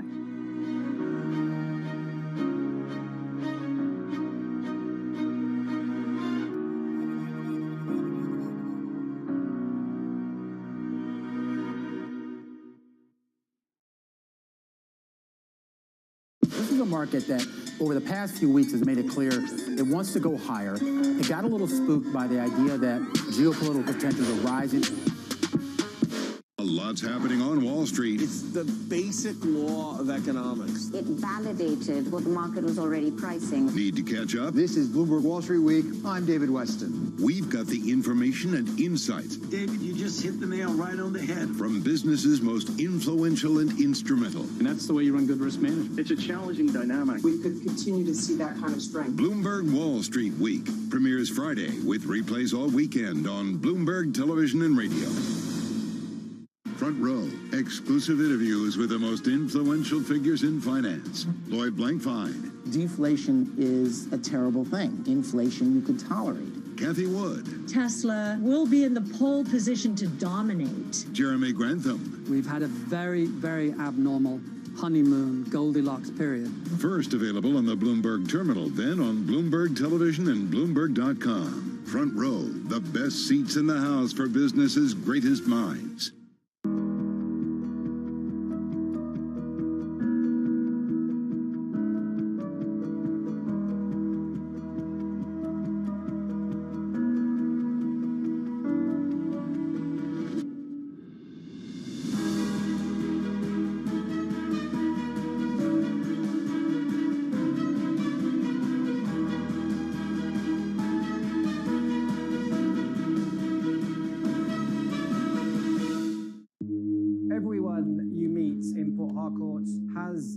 About what they call black soot caused by the manufacturing and consumption of these fuel products in the illegal refineries. Oil theft, known as bunkering, and the refining of its spoils is worsening the damage from decades of fossil fuel exploitation, creating one of the world's most severe ecological disasters. Our sacred forests, our homes have to give way to oil wells, and no one gets much benefit. Imagine a resident of Port Harcourt who inhales this soot every second in 24 hours, 7 days a week, 30 days in the month, and for years now, we are dying slowly but surely, and our lifespan is reducing every day.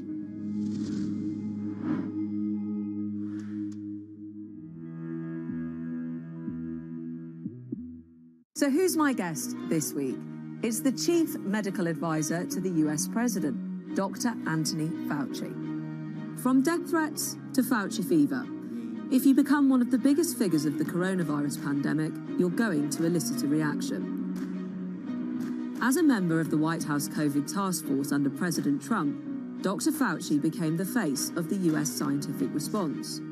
As the crisis continued, science and politics clashed. His attempts to understand the virus and save lives were welcomed by many, but derided as authoritarian by others. Some of his advice led to chants of "Fire Fauci," a slogan that was retweeted by his boss in the Oval Office. But he kept his job. He says letting the science speak got him into a little bit of trouble. So how does he see things now as the wave of the pandemic retreats and with a new president in the White House? Here's what's coming up. I chose this and I accept the risks, but my family, my wife and my children continually get hassled and threatened by things that are really unimaginable. Are you relieved you don't have President Trump in that position anymore? Back then, it made it very uncomfortable for me because I had to frankly disagree publicly with the President of the United States.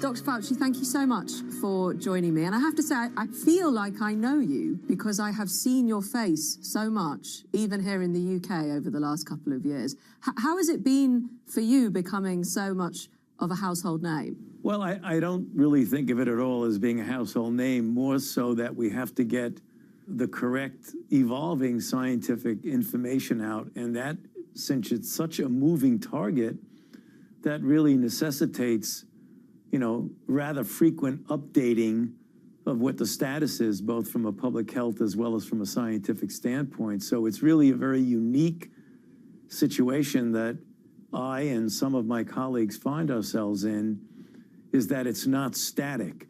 And when you have an event that occurs and you brief either domestically or internationally, and generally things don't change, you don't see very much of a person. But when you have a very fluid, dynamic situation that we have right now, that really creates an unprecedented situation where I have become very well known merely because of the need to continually update and brief at both the domestic and international level. I mean, to that point, and I totally take that point, because of the nature of the situation, and I imagine at times it's been frightening, how much it's been changing and the reality on people's lives. You must have felt enormous pressure. And I imagine you're also receiving a lot of emails from people, a lot of people asking you what was going on. Are you able to look back at that now and kind of take that in? No, I still can't take it in because it's completely transformed my life in so many ways, and positive ways and negative ways, because of the charged nature and the stress that this outbreak has put on my own country and throughout the world, superimposed upon the divisive political nature in my own country. There has been really a great deal of divisiveness and even rancor among people, so that you have people who look to you, many people, and I think the majority, that look to the science, look to me as someone who is communicating the science and the public health in a way that's positive and productive, because they want to know what's best for themselves and their family and their community. And yet there are some, who really are swept up in conspiracy theories and distortions of reality and anti-science untruths that create a hostility towards me and the scientific community in general that really is unprecedented. We've never seen anything like that, where the only thing that I've ever expressed, everything that I've ever communicated has been based on the reality and the evidence as we know it. And it does change the evidence, because there are things that we know now. We're dealing with a virus that continues to fool us. It continues to move. It continues to evolve. It continues to create new variants. In your country, what do you attribute that to, that lack of trust amongst some? Well, it's become the politicization of what should be a purely public health issue. The idea that we have in our country, the level of acceptance of well-proven public health interventions, such as vaccines, which have clearly been shown to be life-saving, to be highly effective and very safe. And very often it's along ideologic lines when it should be. There should be no ideological differences in interpretation of what are core, immutable public health principles. And yet the pushback that we have against seemingly obvious and scientifically proven public health principles is extraordinary, and the degree of rancor is such that I never would have imagined in my wildest dreams that anything that I've ever said, which is purely public health and non-political and non-ideologic, leads to continual death threats against me to the point where I have to be surrounded by federal agents for my protection all the time. I mean, that seems inconceivable if you turn back the clock and talk about other public health crises that we've had with polio and with measles and with smallpox and the things that we've had to alert the public to. There's never been a situation where the divisiveness have led to the threat of physical harm. That is as unprecedented as the notoriety that I have regarding the purely communication of public health principles. How did you cope with that? How have you coped with having death threats? I mean, are you scared? What about your family as well? Well, you know, I mean, I have a job and I've devoted myself to my job. I've been at the NIH now for more than 50 years, and I've been the director of the Institute, the National Institute of Allergy and Infectious Diseases, for 38 years, and I've served and advised 7 presidents going all the way back to Ronald Reagan. So this is my job. I understand it, and this is the life that I've chosen. I never would have imagined that it would be beset with the kinds of rancor and threats. So I don't like it. My family, I think, is the one that I feel more concerned about, because I chose this and I accept the risks. But my family, my wife and my children, continually get hassled and threatened by things that are really unimaginable. I mean, obscene phone calls and threats, and knowing their addresses and knowing where they work and knowing what they do, and to continually hassling them. That is just absolutely preposterous that goes on in society. I'm very sorry to hear that. You know, I really am, because of course, what you're doing at the same time. You're trying to save lives, and yet you're receiving death threats. I understand it's different to what has been before, but who do you blame for that? You know, I don't think that one can just pick out a person or a movement to blame, but what we do have is something that's very disturbing in this country, is what I refer to as the normalization of untruths. There's so much distortion of reality and conspiracy theories that are spread widely by social media, where, you know, social media can have a positive impact on society by spreading important, productive information. But when you get total untruths and quite frankly, lies and absolute crazy distortions of reality that get picked up, spread through the social media, and then certain elements in our own political system utilize that to distort reality, and it just compounds the divisiveness in the country.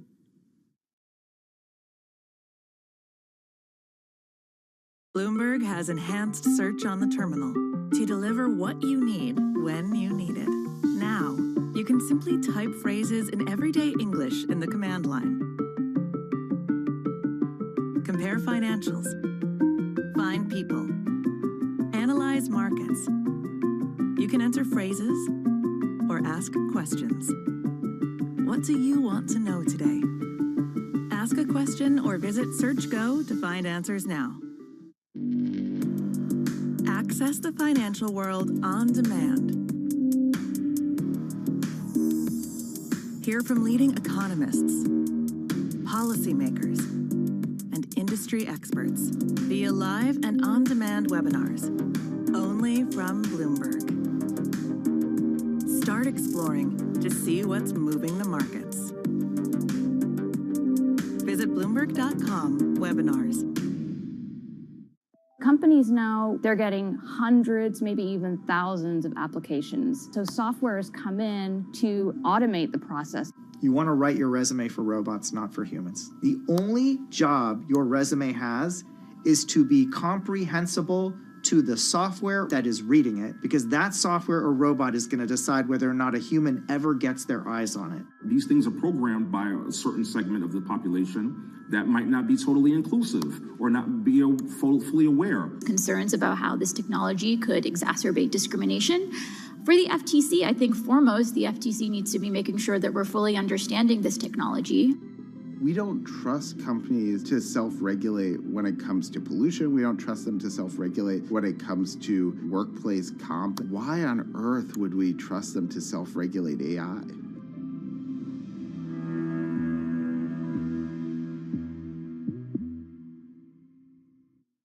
You talk about elements in the political society. I mean, obviously, I was looking back at your time and what was said, certainly under the previous president, President Trump, and reminding myself of the time he suggested injecting disinfectant to clean COVID out of the body. Are you relieved you don't have President Trump in that position anymore? Back then, it made it very uncomfortable for me because in order to maintain my own integrity, as well as to fulfill my responsibility to the American public, I had to frankly disagree publicly with the President of the United States, and that is a very difficult thing to do. I did not enjoy that, but that created a backlash against me by people who were staunchly loyal to the president. Can I ask about the America, whether it's the US, whether it's out of the pandemic phase of COVID? Where are you at with that? Well, you know, I think that leads to confusion because understandably you would not expect the general public to appreciate all the different nuances. If you talk about the explosive phase of a pandemic where you have no countermeasures, you have no vaccines, you have no drugs, I mean, thankfully, the number of deaths and hospitalizations as a ratio compared to the number of cases is much lower. We're having considerable number of cases now in the U.S. as we get more variants as they evolve. The deaths are still at a high level, 300 a day, but it's not the 3,000 a day that we were having several months ago. So, you know, everything is relative. Are we still in a pandemic? Absolutely we are. Are we in that very fulminant stage that we were in last year? No. And hopefully, the more people that get vaccinated and boosted and the more people that realize the importance of when you have a high level of viral dynamics, that when you're in an indoor setting, you should wear a mask, even though the whole world, including the United States and the UK, are just worn out and tired by this outbreak. It isn't over yet. People need to realize it is never going to go back to zero. That's not the nature of this virus.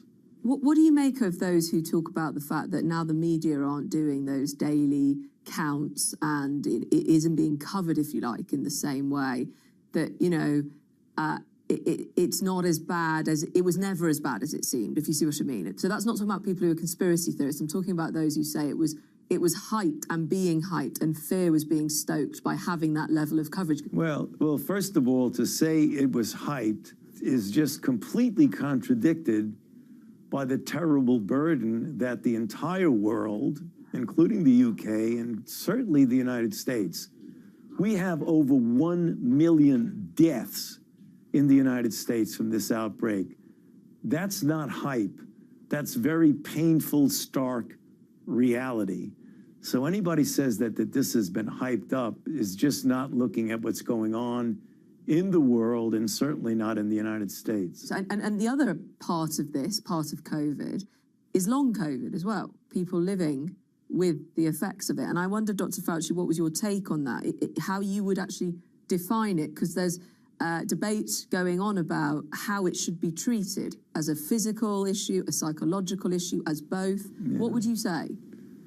Well, certainly it's a real phenomenon. I mean, there's always psychological stress associated with disease, but I think if you put that aside for a moment, the idea that there's a certain percentage of people, and it really varies, you know, from a few percent, 5% up to 20 or more percent of individuals who, when they get COVID and apparently recover from the acute phase of it, and they are no longer viral positive, if you want to use that terminology, that they have the lingering of symptoms that are not fully explainable by any yet identifiable pathogenic process.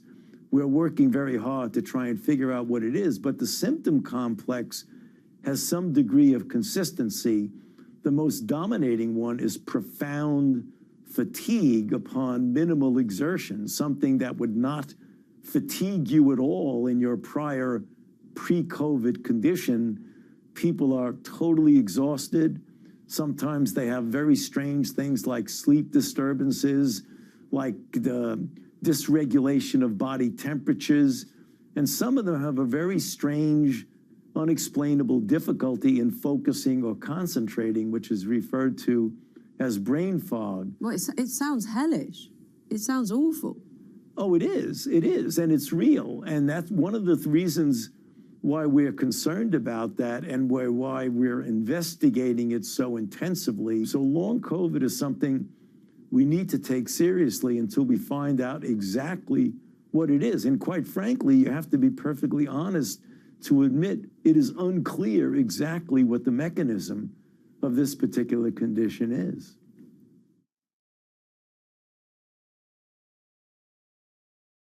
Bloomberg has enhanced search on the terminal to deliver what you need when you need it. Now, you can simply type phrases in everyday English in the command line. Compare financials. Find people. Analyze markets. You can enter phrases or ask questions. What do you want to know today? Ask a question or visit SearchGo to find answers now.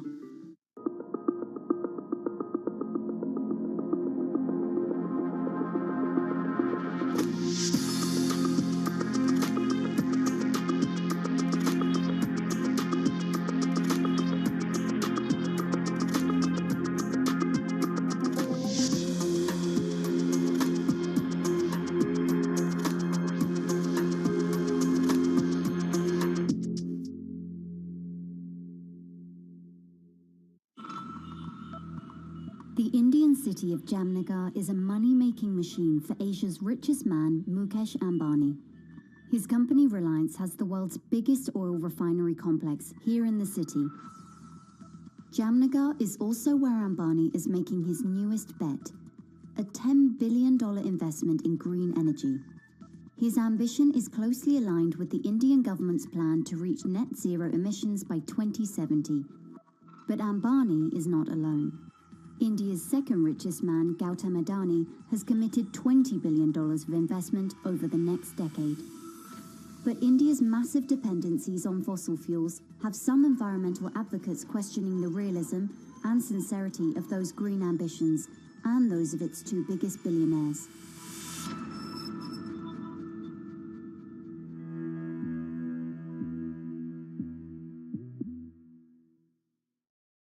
If I may just take you to another area of concern at the moment, while I have some time with you, there is a lot of concern about monkeypox. And I wonder what your level of worry about that is with regards to America, or what you can say about the current thinking on monkeypox. Well, I mean, obviously, in a world, a global community that's been beset with COVID for 2.5 years, and you have yet again another disease that is now afflicting people, you've got to make sure that, A, you don't underplay it and just brush it aside, nor create panic. There are some significant differences here, because we've known about monkeypox for a very long period of time. It's been endemic in certain countries, particularly in Central and West Africa, for some time.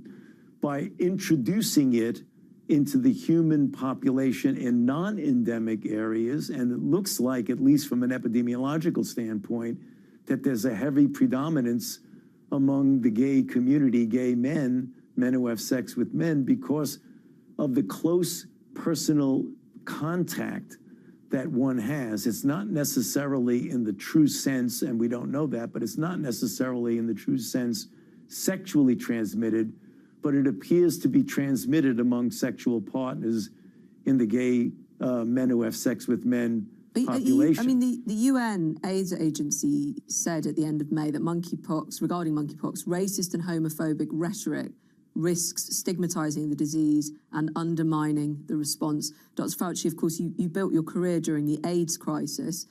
You'll be very familiar with the risk around stigmatization and, of course, lessons being learned from COVID, we hope. What is your concern or response to that? Well, I absolutely believe we've got to put aside stigma. There should be no stigmatization associated with any subgroup of a population that has a disease. So we've got to strike the delicate balance of making sure the people who we see with the evidence appear to be those, if you look at a group of 20, 15 people, the majority of them, at least in the United States, are men who have sex with men. That should not be a stigmatization, but that should be a clue to help us to figure out what's going on right now. So we've got to balance doing the right thing to alert the appropriate populations and subgroups at the same time as we don't stigmatize them, because stigma is the enemy of good public health practices. We've got to stay away from that and do what's right for people who are at risk for this infection. I suppose it's just, again, in the era of social media and how people like yourself, public officials like you, can try and get through when we talked about that atmosphere that information lives in now.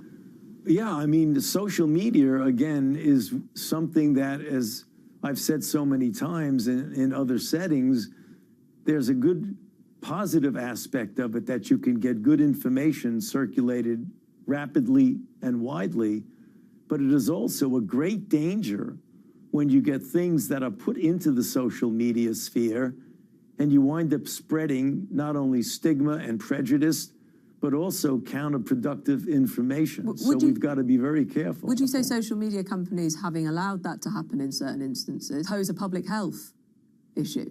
You know, I get asked that question often. I am not very well tuned into what can and cannot be done in regulating disinformation and misinformation. That's not my lane, and I've learned now after many years of experience, don't make proclamations in areas that are not my area of expertise. So I'm not sure what the best way to control that. There is one productive way to do it, is to try and counter misinformation and disinformation by getting out there and proactively putting out correct, scientifically based and sound correct information. Well, I mean, I'm also just minded to bring up the fact that you've called gun violence in America a public health issue. Of course, the debate about that rages both off and online as well.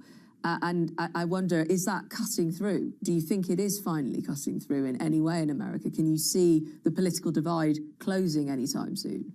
The political divide closing?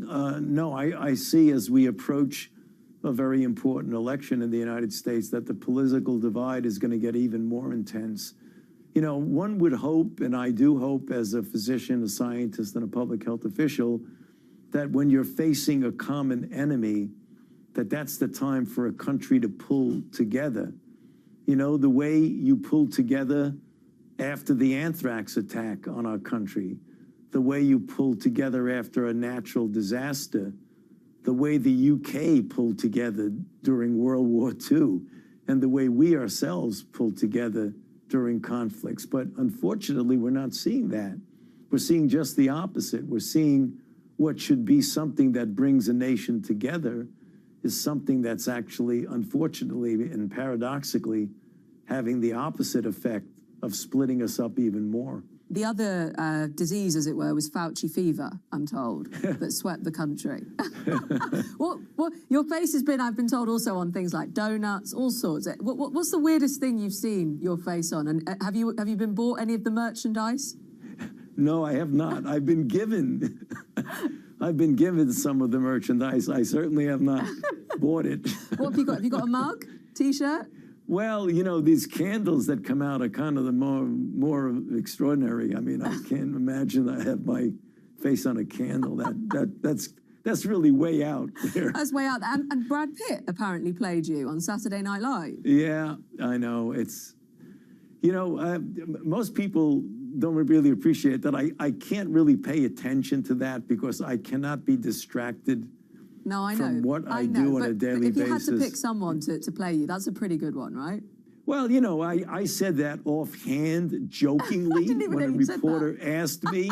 He said, would you like to have Ben Stiller or Brad Pitt play you? And of course I said Brad Pitt. You know, everybody who's a male wishes they looked like Brad Pitt, which I certainly don't. Well, Dr. Fauci, we watched it so you didn't have to. You know, you were too busy trying to get that information across. Thank you very much for sparing the time today. It's been good to talk to you. My pleasure. Good to be with you. Thank you for having me. Thank you. And thank you for being with us too. Until we meet again, take care and goodbye.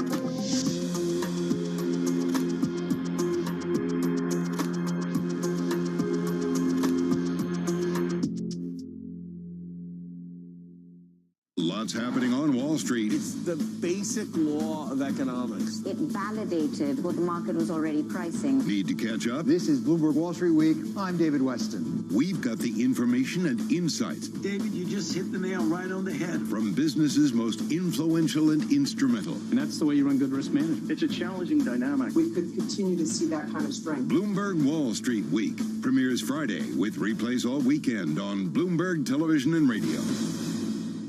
Front Row, exclusive interviews with the most influential figures in finance. Lloyd Blankfein. Deflation is a terrible thing. Inflation you could tolerate. Kathy Wood. Tesla will be in the pole position to dominate. Jeremy Grantham. We've had a very, very abnormal honeymoon Goldilocks period. First available on the Bloomberg Terminal, then on Bloomberg Television and Bloomberg.com. Front Row, the best seats in the house for business's greatest minds.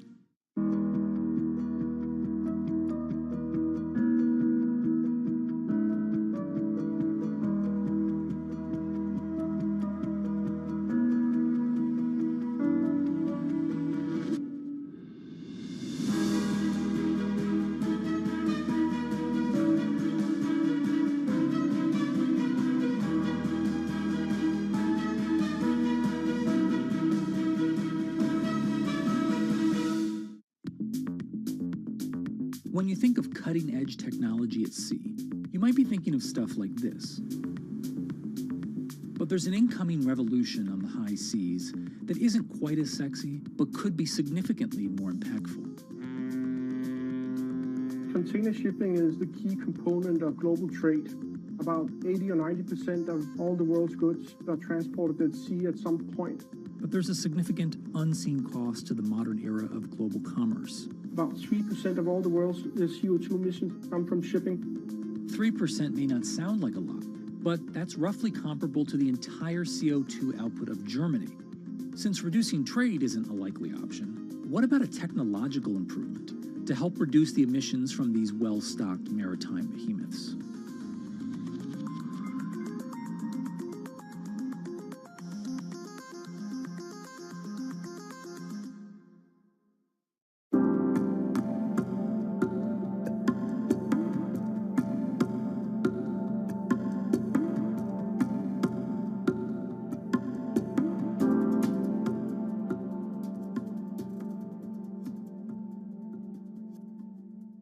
You're watching the best of the Qatar Economic Forum. I'm Manish Krenny in Doha.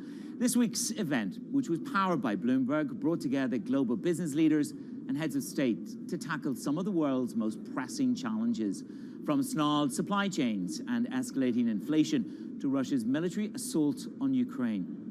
Over the next half hour, we'll bring you all the highlights from the most important interviews and conversations, beginning with Elon Musk. The world's richest person spoke to Bloomberg's editor-in-chief John Micklethwaite about his headcount plans at Tesla, why he thinks a recession is inevitable, and of course his ongoing bid for Twitter. With respect to the Twitter transaction, there's a limit to what I can say publicly, given that it is somewhat of a sensitive matter. So I will have to be measured in my responses here, such as not to generate incremental lawsuits. Unfortunately, that seems to be a risk you sometimes manage to overcome. Yes, deposition minimization is, I think, important. Have Twitter given you enough information? Well, there are still a few unresolved matters. You've probably read about the question as to whether the number of fake and spam users on the system is less than 5%, as Twitter claims, which I think is probably not most people's experience when using Twitter. So we're still awaiting resolution on that matter, and that is a very significant matter. So we're awaiting resolution on that. And then, of course, there is the question of will the debt portion of the round come together, and then will the shareholders vote in favor? So I think those are the three things that stand in the that need to be resolved before the transaction can complete. What about the general state of the economy? Does that weigh on you when you think about this? I mean, you just described it. You have a super bad feeling about the economy. Are you still in that position? I just said to you earlier, Joe Biden has just come out and said that a recession in America is not inevitable. How do you feel about the economy? Well, I think a recession is inevitable at some point. As to whether there is a recession in the near term, I think that is more likely than not. It certainly isn't. It's not a certainty, but it appears more likely than not. And what do you think? I'm with you. I agree with you. I think it's more likely. Can I ask you one particular thing to do with the Twitter bid, which is, you are one of the biggest and fastest growing investors in China. Tesla, you've talked about it being a third of your sales going forward. You're now buying Twitter, the kind of public forum for free speech. The Chinese historically don't tend to be very enthusiastic about free speech. Are you worried about whether you can keep those two particular horses running? Is buying Twitter going to get you in trouble with the Chinese? Well, Twitter does not operate in China. Yes. So, and I think China does not attempt to interfere with the free speech of the press in the U.S. As far as I know, because I assume you're not under pressure at Bloomberg from China. So I think there's. I don't think this is going to be an issue. And in terms generally of that issue of freedom of speech and Twitter, you've talked about Twitter making it even freer and letting more people onto it. Is there a limit at all to who you think should be allowed onto Twitter? My aspiration for Twitter, or in general for the digital town square, would be that it is as inclusive, in the broader sense of the word, as possible. That it is an appealing system to use. So, I mean, ideally, I'd like to get like 80% of that's in North America, and perhaps, I don't know, half the world or something, ultimately on Twitter in one form or another. And that means it must be something that is appealing to people. It obviously cannot be a place where they feel uncomfortable or harassed, or they'll simply not use it. Can you set the record straight on one thing, which is this issue about the layoffs? I think you said initially that Tesla, 10% of the workforce would be cut, then 10% of salaried would be cut, then salaried would stay flat and overall headcount would go up. What is the number? I know there's already, I think, been a lawsuit about the 10%. Is 10% the goal to reduce the workforce, or what is the number that we should think about, or that you're planning? So Tesla is reducing the salaried workforce by roughly 10% over the next probably 3 months or so. We expect to grow our hourly workforce. It's quite clear that we expect to grow our hourly workforce, but we grew very fast on the salaried side, and we grew a little too fast in some areas, and so it requires a reduction in the salaried workforce. And we're about 2/3 hourly and 1/3 salary. So I guess technically a 10% reduction in the salaried workforce is only roughly a 3.5% reduction in total headcount. So Elon Musk thinks a recession is inevitable. Egypt's finance minister doesn't think we're in one yet, but does reckon the economy is slowing. I caught up with Mohammed Mate. No, we are not already in a recession, but we have now a downgrading of economic recovery. We have seen World Bank, IMF, and others have reduced their expectation for economic growth. But if the current direction to be continued and might be even escalated, I believe that inevitably we will go for recession. And do you see that because of higher interest rates that are coming to bear in your economy and the global economy? It's a package of elements will work together, leading us to recession. Inflation, high cost of financing, food security, concern about the war and the extent of the war, and whether this war can be accelerated somewhere or another, and also pressure on many developing countries in this world, which can contribute heavily to economic growth, will have to suffer from the negative impact, which will be at the expense of their ability to grow. Are you in shock or panic over fuel and food at the moment? Panic rather than a shock. I believe that if things will accelerate further, it will materialize to a big shock. The consequence of food and fuel is 13% core inflation, sir. I've had people tell me inflation is topping out. It's over. Second half of the year it'll get better. Do you share that view? Do you think inflation has plateaued or topped out? Expectation is to increase, not to decrease. Significantly? It depends. If oil prices will continue this trend, if food prices continue to this trend, if the federals and the other central banks will increase interest further, definitely we will go for further inflation. Particularly that, we may start to see, in addition to what we have seen until now, more interruption to trade, more interruption to supply chain, and difficulties to get financing. So it's 13% on the core at the moment. How bad could it get? If you are talking about Egypt in particular, indeed, sir, 13%, will depend on how much inflation we are importing. This is a significant part. Why? Because if inflation accelerates further in Europe, in the United States of America, as a result of all these factors, and in addition to that, higher interest rate will add to higher cost of financing. Indeed. This will mean that we will be negatively impacted. We hope that this will not be materialized in the coming period. So we should, I'm worried also about how the monetary policy as a central bank of Egypt will look at the situation, whether they will increase further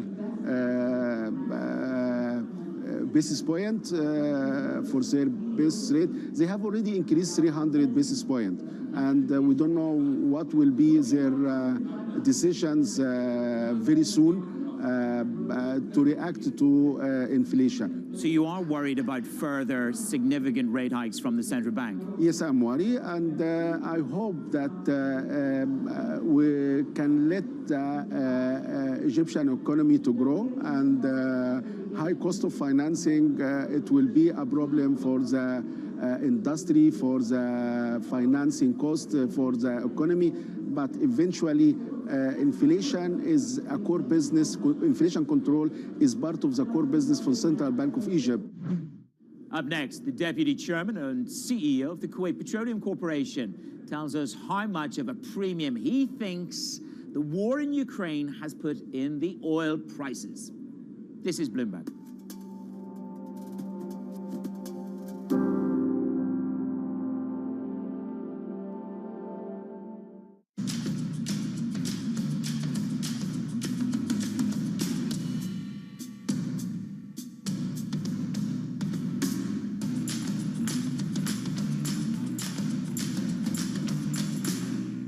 Bloomberg has enhanced search on the terminal to deliver what you need when you need it. Now, you can simply type phrases in everyday English in the command line. Compare financials. Find people. Analyze markets. You can enter phrases or ask questions. What do you want to know today? Ask a question or visit SearchGo to find answers now. Access the financial world on demand.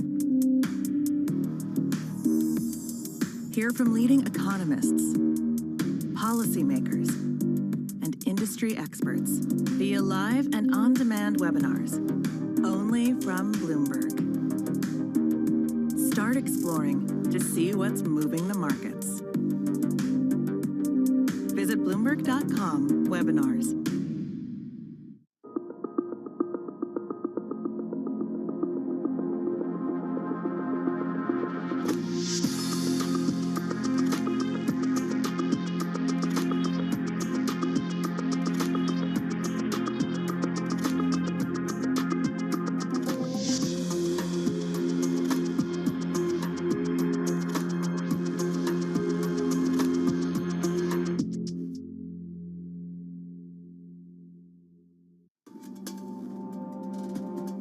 Welcome back to the best of the Qatar Economic Forum.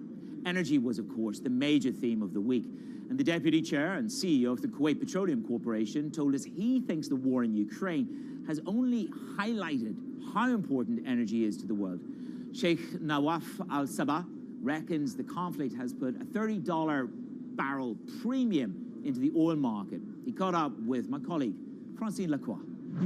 We think that oil is there for the long term in terms of even in any energy transition. So we may be concerned about what obviously the next 18 months is going to do for financing and for our cash balances, but over the long term, we're quite confident that oil will remain at stable and good enough prices for us. How does the short term, the war in Ukraine, of course what we're seeing with COVID, change the energy transition? So the IEA said, look, we have to stop with fossil fuels, we're going to save our planet.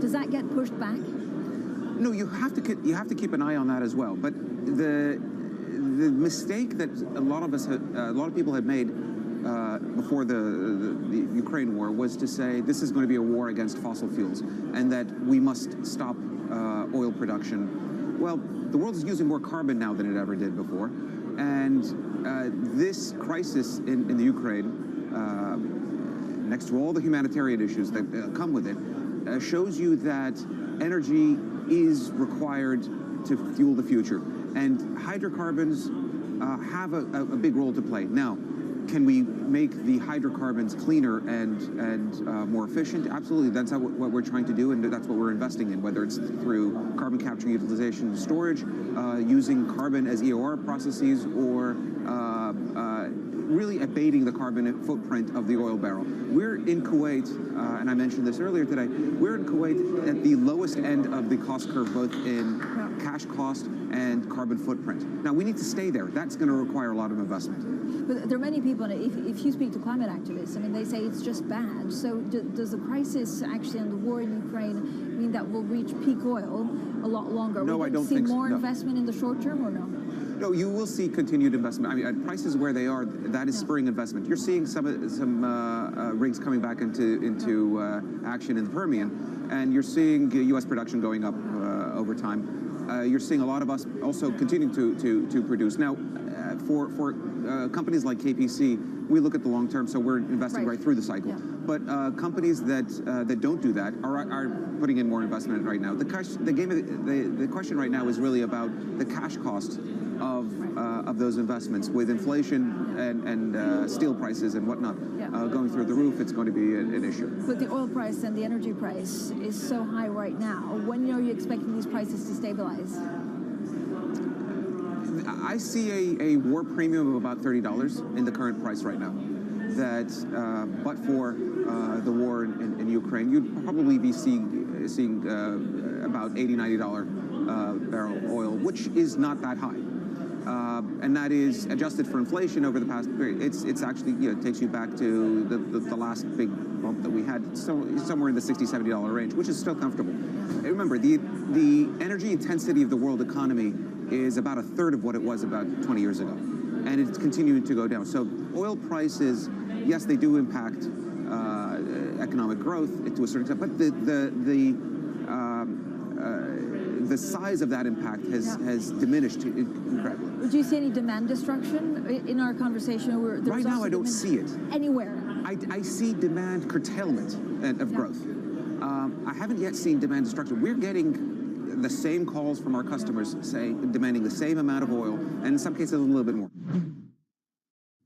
Up next, Steve Mnuchin on why he has a lot of confidence in Jay Powell in the fight against inflation. This is Bloomberg.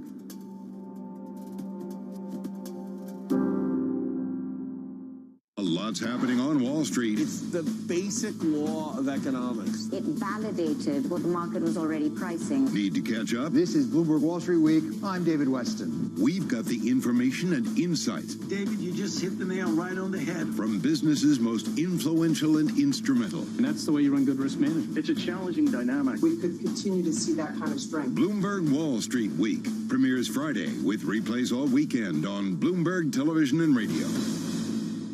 Front Row, exclusive interviews with the most influential figures in finance. Lloyd Blankfein. Deflation is a terrible thing. Inflation you could tolerate. Kathy Wood. Tesla will be in the pole position to dominate. Jeremy Grantham. We've had a very, very abnormal honeymoon Goldilocks period. First available on the Bloomberg Terminal, then on Bloomberg Television and Bloomberg.com. Front Row, the best seats in the house for business's greatest minds.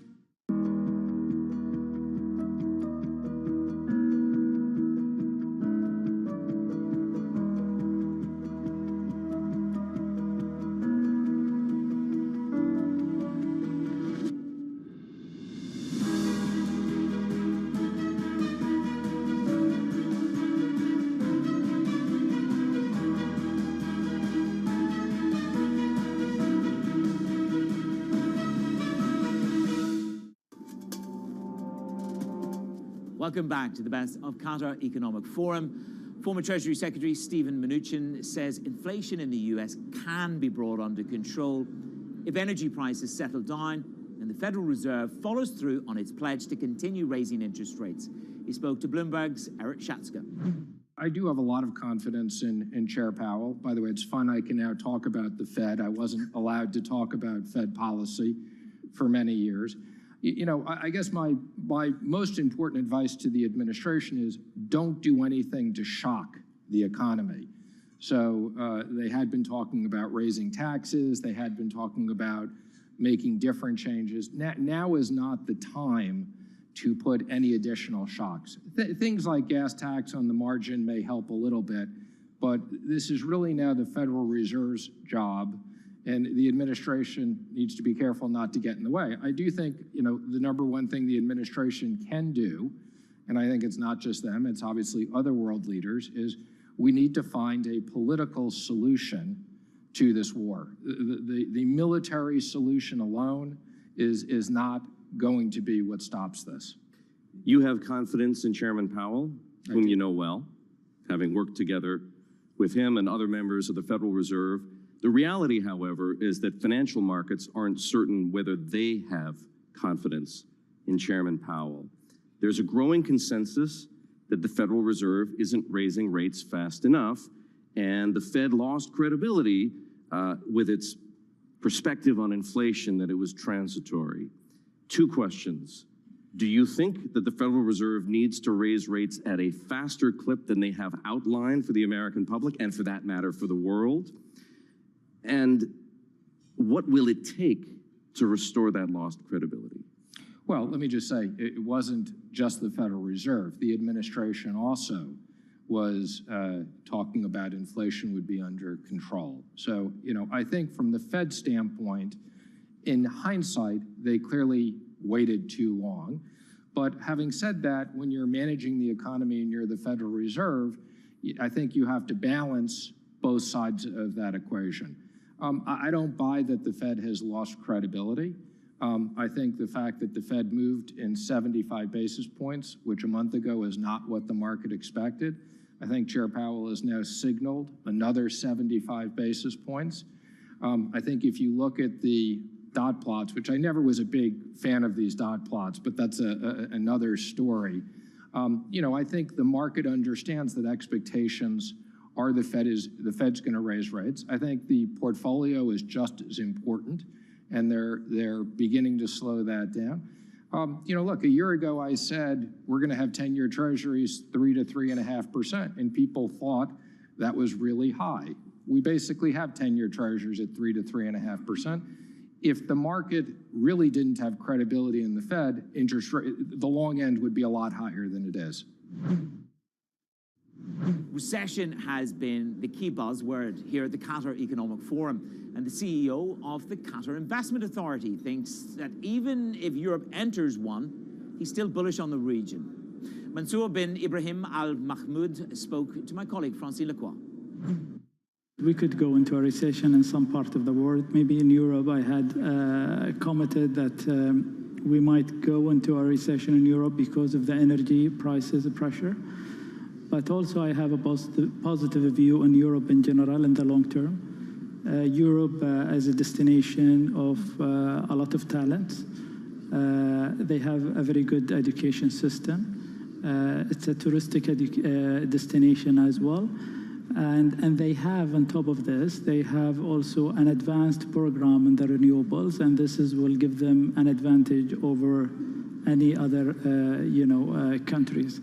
So it might be a little bit difficult in Europe, but in the long run, I'm bullish about it. So is Europe at the moment your biggest worry, but also your biggest opportunity? If you look at the pot of cash, how much you want to put in Europe compared to other regions in the world? See, from 2018, once we have announced our strategy, we were very vocal about our concentration in Europe.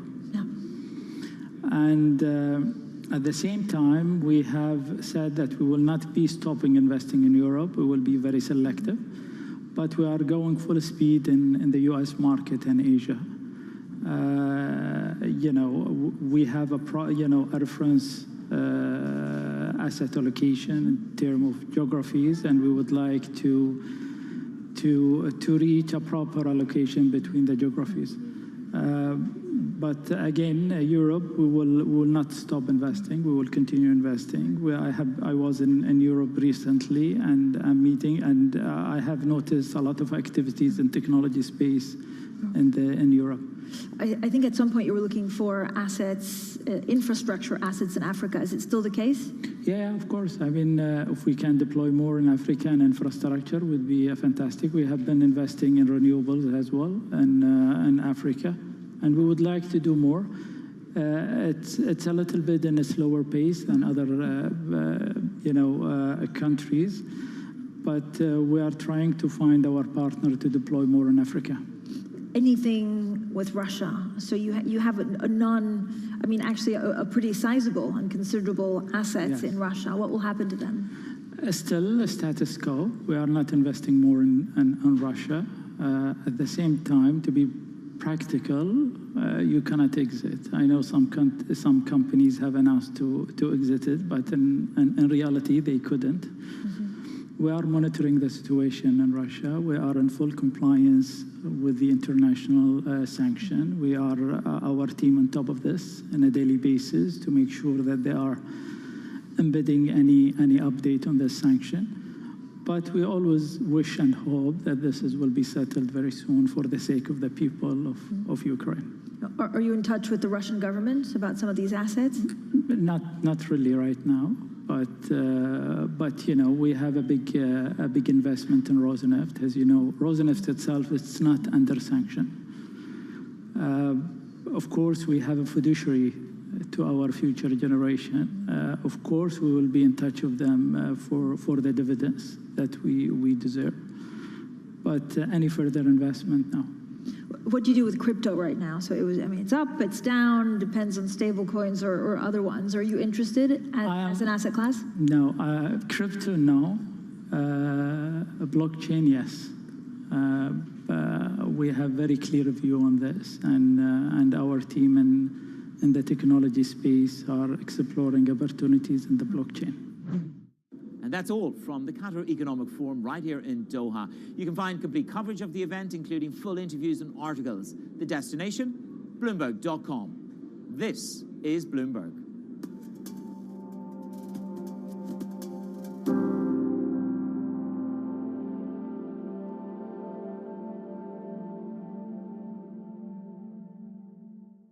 Why do the biggest names in business choose Bloomberg? That is a great question. It's a great question. It's a great question. Great question. Great question. Great question. Great question. That's going to be the best question I get all night. I'm glad you asked that. Bloomberg Television. Top experts. Great questions. Bloomberg has enhanced search on the terminal to deliver what you need when you need it. Now, you can simply type phrases in everyday English in the command line. Compare financials. Find people. Analyze markets.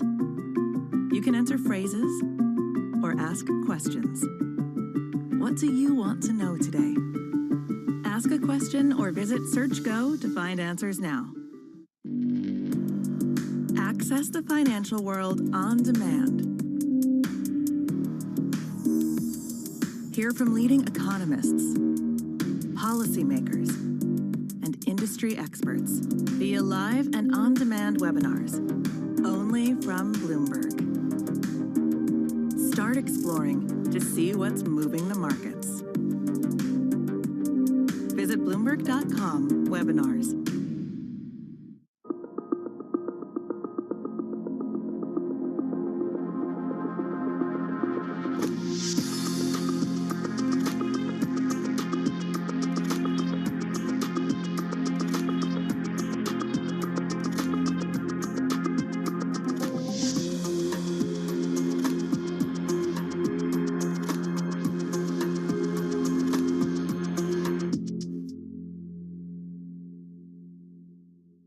Lots happening on Wall Street. It's the basic law of economics. It validated what the market was already pricing. Need to catch up? This is Bloomberg Wall Street Week. I'm David Weston. We've got the information and insights. David, you just hit the nail right on the head. From businesses most influential and instrumental. And that's the way you run good risk management. It's a challenging dynamic. We could continue to see that kind of strength. Bloomberg Wall Street Week premieres Friday with replays all weekend on Bloomberg Television and Radio.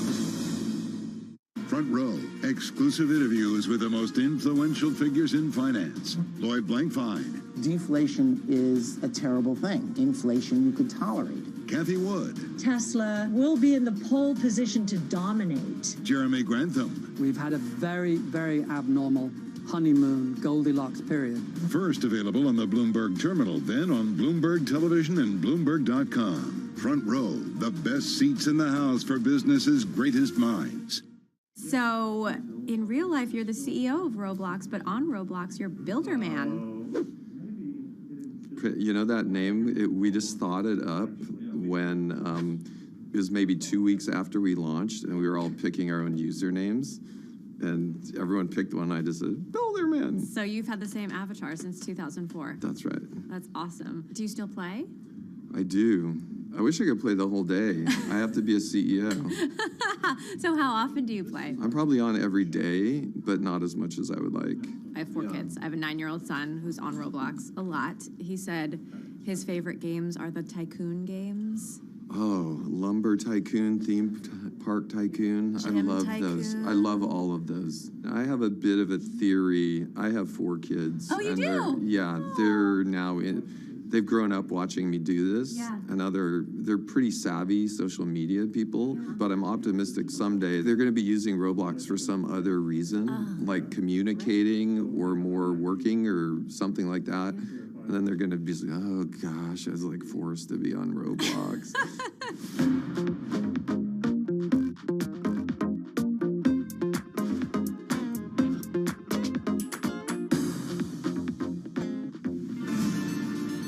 It's a portmanteau of robots and blocks where users can build and play games in a 3D world. Roblox has boomed into a global online gaming juggernaut that kids are obsessed with, to the tune of 10 billion plus hours a quarter.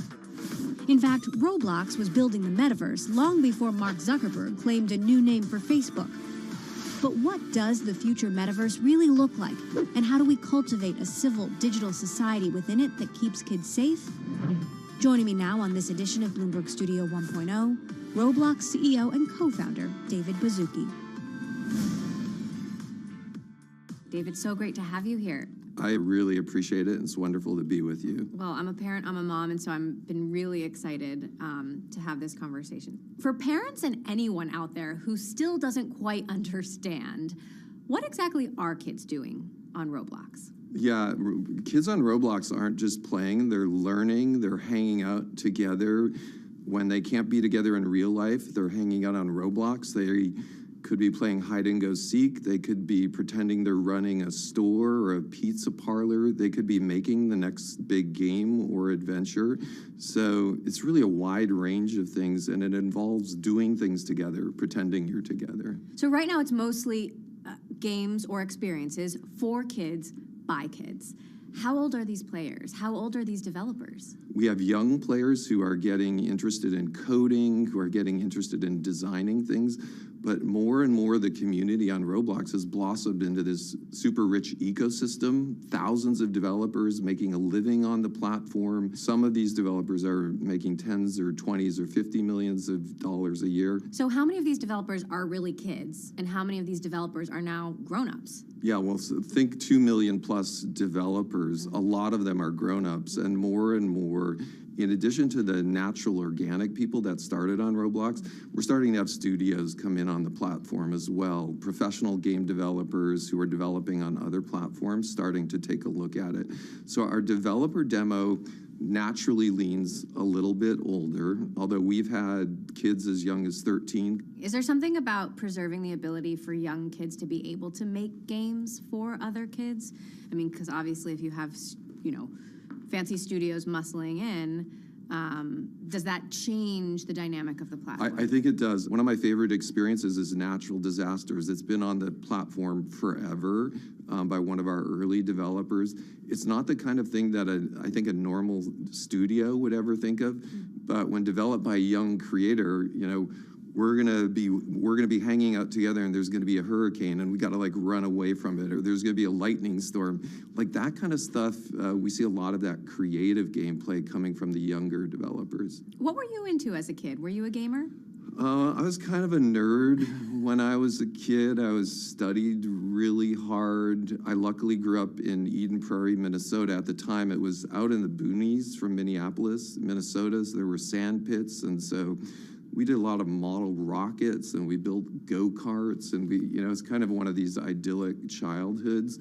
The one key thing that happened to me very early on is we had a computer lab in the school, and then my parents bought me an Apple II at the time, and that kind of got me interested in this. I also heard you were the captain of your high school TV quiz team. Yeah, so think of Minnesota in the 1970s and 80s, where every weekend 2 different schools compete, 4 students from each school, in a really funny 4x4 configuration on a quiz bowl thing. And so, yeah, Eden Prairie had a pretty good quiz bowl team. You eventually made it to Silicon Valley. Yeah. You went to Stanford. You started a company called Knowledge Revolution in the 80s where users could create and test physics experiments. That's right. So the science kid in you coming to life. Yeah, went to school, had a couple hard years with jobs that weren't really that exciting, took a few months off, and I got really excited about, there's this whole blossoming educational software marketplace. The Macintosh had just been introduced, and it was just really interesting and exciting. I did a survey of all of that, and a lot of the educational software was very pre-canned. So when we looked at physics, it was a whole different idea. Could we make a wide open laboratory where you could build anything, any physics experiment, bring it to life, measure it, see what it feels like? You sold that company, made some money, you became an investor, and you invested in Friendster. Oh yeah, wow. I had a Friendster account. I'm dating myself a little bit here, but I had a Friendster account. I'm curious what you learned from the early days of social media. Yeah, so one thing I learned is it was really fun to invest, but it's not my sweet spot. Like my sweet spot is trying to build and create things. I remember, I think, having account number 79 on Friendster and just seeing that wonderful thing of finding other people, friend of friend, playing around with that early user interface.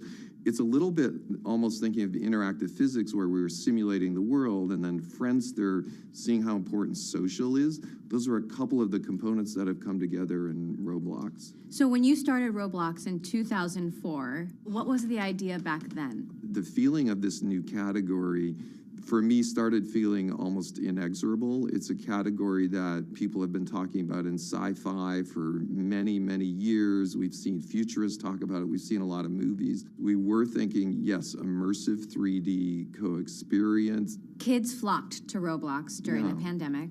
You went public in the middle of the pandemic, 2021, $45 billion market cap. We spoke on that day. Even you have said that kind of growth won't keep up. What kind of growth can we expect from Roblox in normal times? We believe it's going to be a part of all of our lives. It's going to be the way we communicate, how people get to go to school when they can't get into school, how people... So they're going to go to school in Roblox? If I happen to be taking my science class and I can't get into the classroom and we're dissecting a frog, we'll probably dissect a frog in something like Roblox on a simulation, which I think is going to be very, very powerful. And for our company, where there's a lot of people that are going to end up working all around the world, some of us will be in the office, some won't, having a common 3D place where we can have those water cooler conversations where everyone has a desk, but we get that serendipitous thing where we both happen to go over and chat, I think also is going to be very big.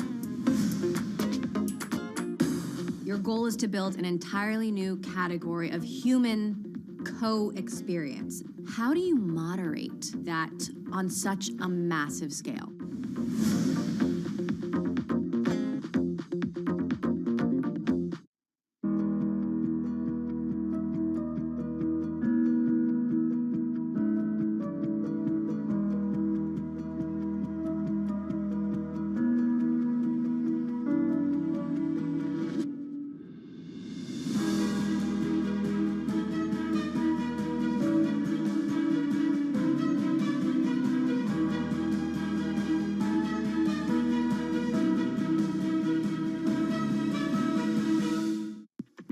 When you think space, you probably think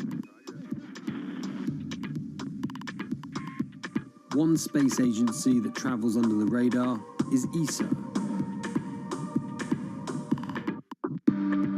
which is surprising considering what the European Space Agency has achieved and how vital it is to the global space industry.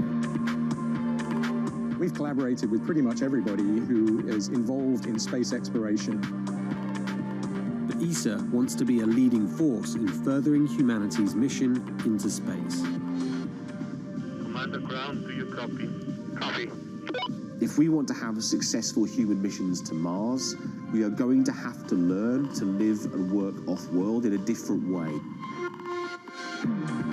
The place where we are going to learn to do that is on the moon. Can ESA help humanity take its next giant leap? Everybody is talking about the metaverse as something that's going to happen in the future, but there's an argument to be made that Roblox has already built a metaverse. What do you think?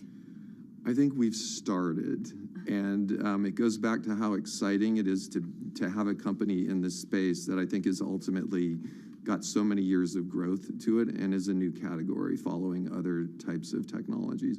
There's still so much innovation to be done, and there's so much invention to be done in this category that it's mind-boggling. The critics think that metaverse, the term, is just marketing. How do you respond to that? This type of technology is much more difficult than the net or the web, which was another huge thing that we saw predicted and has started to come. But I think we're seeing early signs of it. When Mark Zuckerberg announced his plan to own the metaverse and change Facebook's name to Meta as if it was something new, did that kind of bother you? No, of course not. It's really hard to predict in 5 to 10 or 20 years what are the companies that really figure it out? And there's so many elements of innovation that are needed. Having a UGC community, one of our strengths, we think that's like a huge starting point for us, but we're early in our quest for innovation here. Roblox has built a huge business selling Robux. Does this evolve into a much bigger marketplace? It was this revelation that people would ultimately make a living on platforms like this that started this digital currency. It's very Roblox-centric in that we're a systems company or a utility, so it has formed this robust economy. It's allowed us to keep Roblox, Roblox is free for the vast majority. Would Roblox ever partner with some of these other companies working on the metaverse, whether it is Meta or Unity or Epic or Microsoft? The core technology of, how are we going to ultimately support 50,000 people in real time on a phone, going to a concert together and waving at your friends? I think that's going to be a lot of engineering work that each company is going to be working on, and it's going to be really hard. As far as ultimately, can an avatar go from one place to another? I think there'll be lightweight ways of starting to think about that. So what role do you think Apple and Android should play in the metaverse? Or would their policies need to change to really support this vision? The biggest thing we would take advantage of if it were to happen is a change in those store fees. We stay out of it. We let Google and Apple kind of run their businesses. But when we think about more and more developers making a living on platforms like us and having to build stuff, if those store fees were to change, we would move most of that money back to our developers. Your goal is to build an entirely new category of human co-experience, the next phase of human interaction. Yeah. How do you moderate that on such a massive scale? Yeah, and are you doing a good enough job?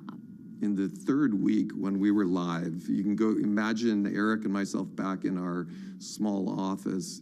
Eric and I said, oh my gosh, safety and civilities, we're going to have to do it. We had maybe 100 people at the time chatting on Roblox. We saw a few, not that egregious, but early signs, and we just made the call. This is going to be the foundation of what we do. In the early years of Roblox, as we've gotten bigger, we've gotten to the point where there's thousands of moderators. Every image that goes on our platform gets human reviewed. We filter text very stringently, especially for 13 and under players. We use a lot of AI and ML to help do this. We're always getting better, but it is a key thing for us. How optimistic are you about AI and tech being able to do that? I'm really actually optimistic. We would never compare to the real world because our standards are so much more stringent. But I do believe this will just keep getting better and better. And I think over time it'll get to the point where if a 6-year-old is on our platform, it's literally as if the parents wanted to be there with them watching everything. We'll be able to offer that type of thing. Now, a lot of parents are terrified. They're terrified of a future metaverse. They don't understand the parental controls. Do you understand that feeling?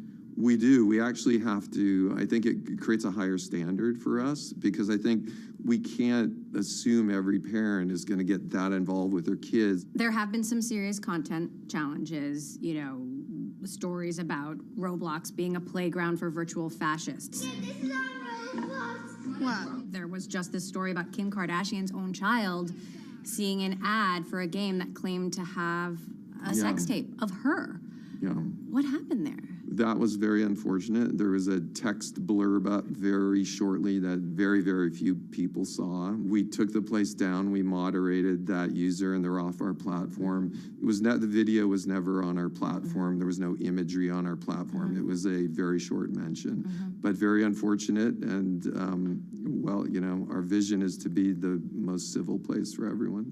I asked Sundar Pichai, the CEO of Alphabet and Google, this question about kids and tech habits and screen time, and he said it's something that even stresses him out. You know, this is the guy who runs one of the most powerful technology companies in the world. I have 4 kids, you have 4 kids. Did it stress you out? Like, how did you deal with your kids? I think it highlights how much it's a responsibility of both platforms like us as well as parents. You know, we're all trying to figure this out. I think the one thing that we're very encouraged is that the time spent on Roblox tends to be more like hanging out together or being on the phone together or doing stuff together, and a lot less of it is isolated, either consuming content by myself or grinding away at something by myself. So we do like the fact that most of this is either social or involved in creation. What about entertainment? Would Roblox ever make a Netflix show?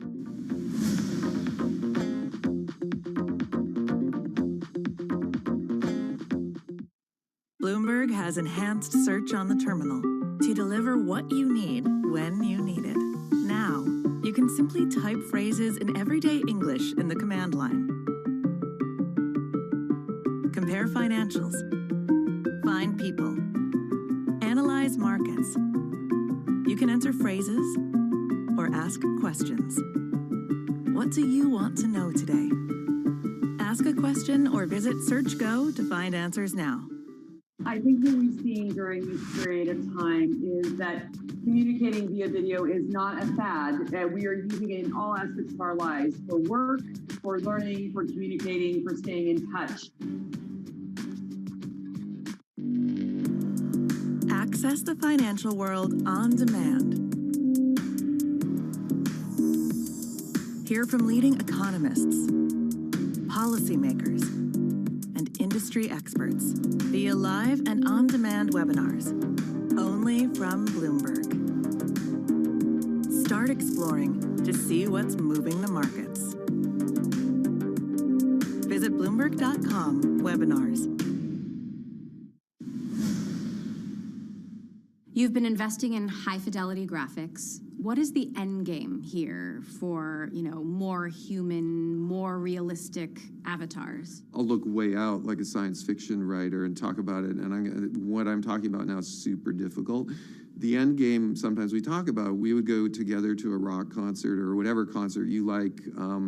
We would be there with 50,000 other people. It would feel like a movie. It would feel like real life. So are you pushing towards something like Meta Horizon Worlds?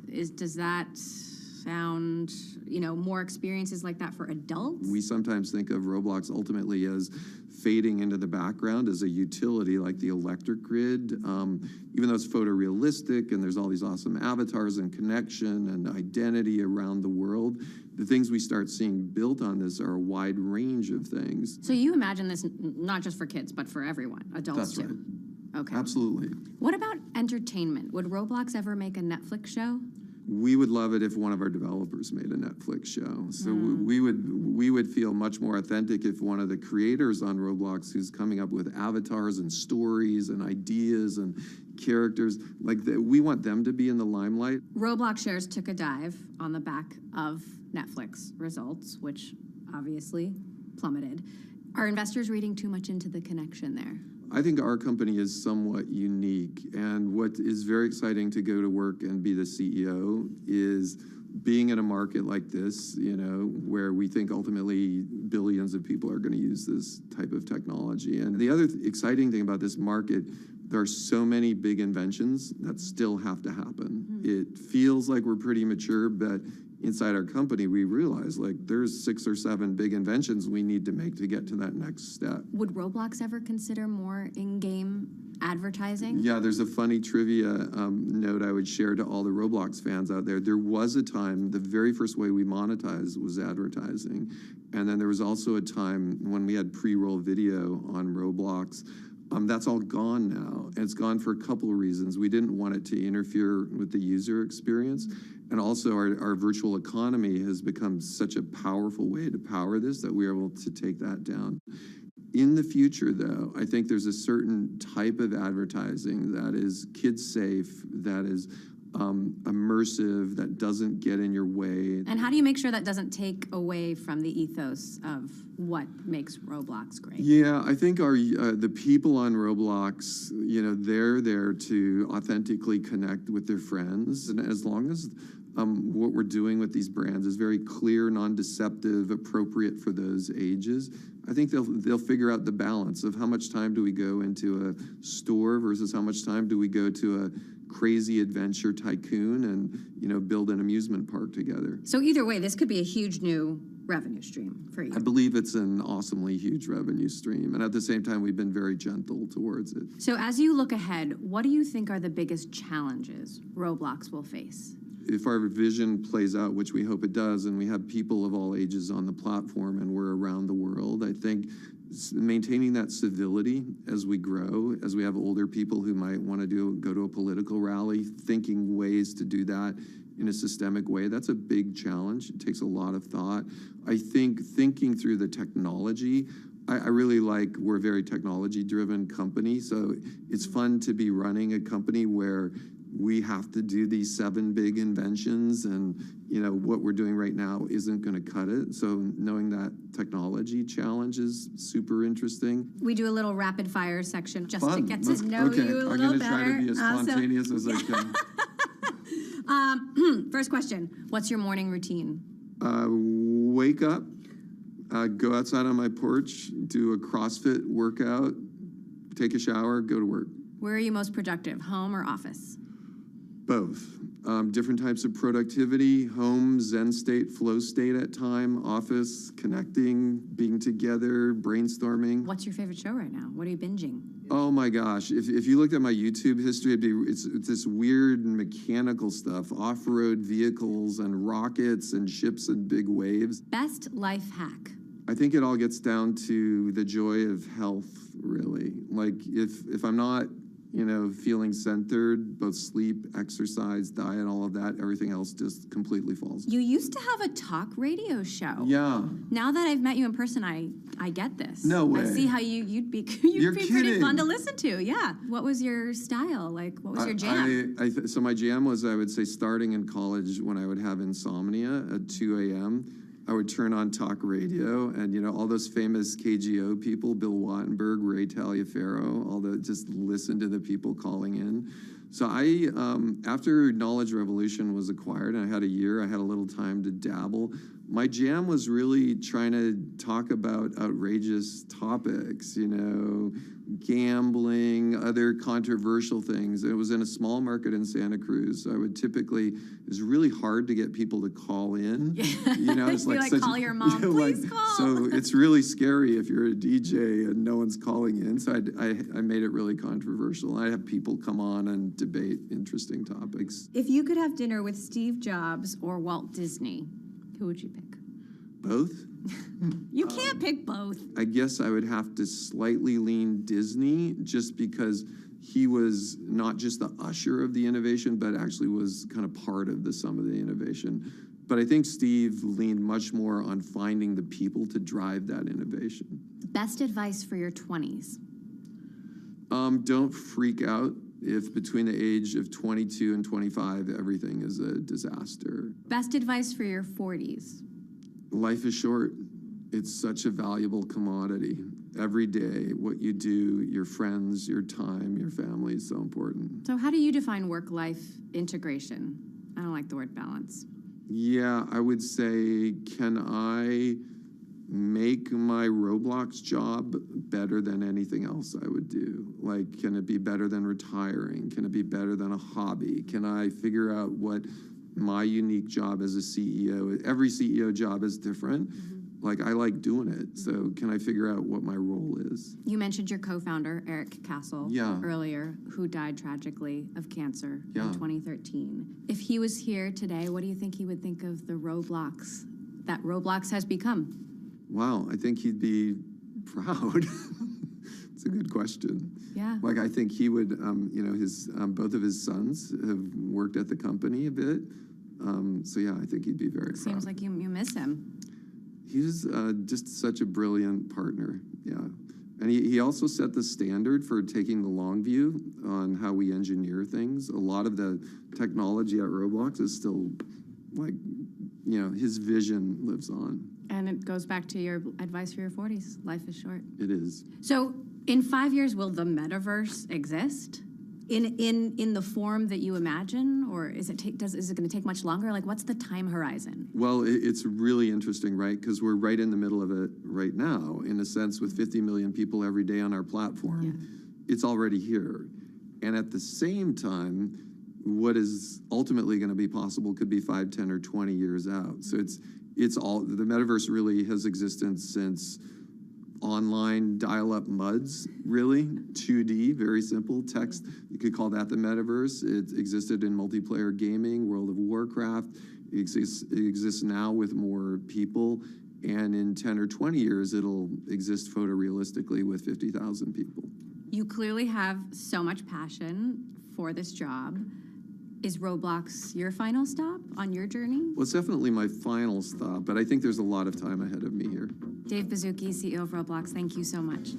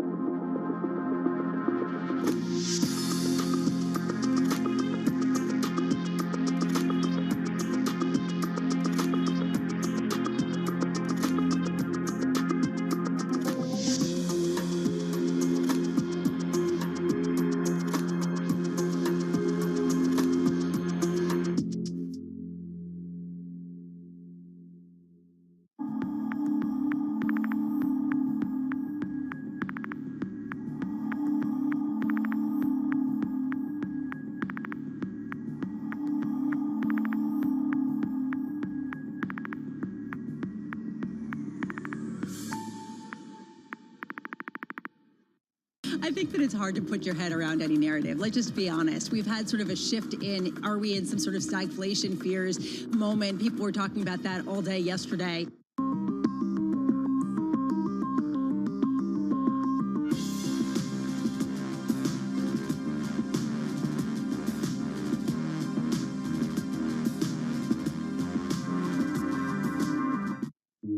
Everyone you meet in Port Harcourt has stories about what they call black soot, caused by the manufacturing and consumption of these fuel products in the illegal refineries.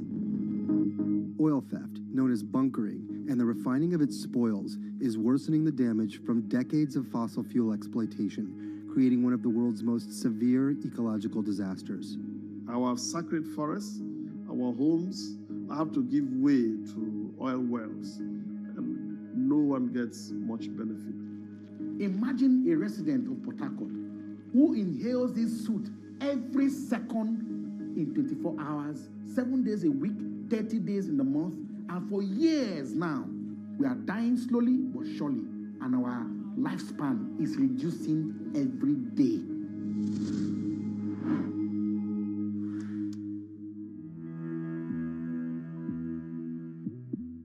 Thank you, Andy, so much for coming down. It's really wonderful to have you here in person. It's my pleasure to be here. Thanks for having me. And I just found out we actually lived in the same dorm in college, just a few years apart. So it's been almost a year since you took over from Jeff as CEO of Amazon, and it's been a year of firsts. The first stock split since the dot-com boom, the first vote to unionize an Amazon warehouse, your first Bloomberg Technology Conference. Thank you. I want to start with a quick report card.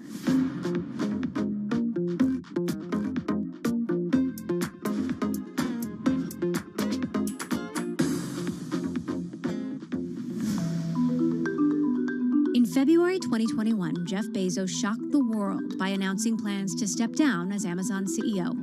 A few months later, he passed the reins to Andy Jassy, his longtime top lieutenant, the architect of one of the company's biggest profit engines, Amazon Web Services. Bezos has stayed on as executive chair, leaving Jassy to navigate a critical inflection point in Amazon's history. How does the company manage market turmoil, rising inflation, and regulatory scrutiny, and a push by some warehouse workers to unionize, all while keeping customers coming back? Joining me on this edition of Bloomberg Studio 1.0, Amazon's second CEO, Andy Jassy. He joined us from our flagship Bloomberg Technology Summit in San Francisco. I'd like you to grade your view of Amazon's performance, and we've got time later to really dig in.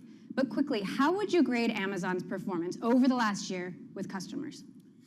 Well, I think I'm not sure I'm the right person to grade myself during the year or not, but I'll give you my take. I think with respect to customers, I think we've done a lot of good, and I think if you look at during the pandemic, which really has extended till the early part of this year, so much of the PPE and food and essential items and people equipping their home offices were bought from Amazon, and to scale the way we needed to. Remember, in 2020, we grew 39% year over year on a $245 billion revenue run rate. I mean, it's unprecedented. It's never happened before, but it was really hard to do that, and we had to take the really big footprint, fulfillment center footprint we built the first 25 years of Amazon and doubled it in 24 months. We built out that transportation network in just a couple of years. We nearly doubled the size of our workforce during that time. And I think you saw it in other businesses. AWS is a really big part of helping companies and governments have business continuity during the pandemic. And so many companies and organizations in the last year made the strategic decision that they were going to stop running their own infrastructure technology and disproportionately chose AWS to help them move to the cloud. And we've spent a lot of time helping them make that transformation. So what about investors? I mean, the stock is down significantly from a peak last year. Yeah. Obviously, there's broader market turmoil.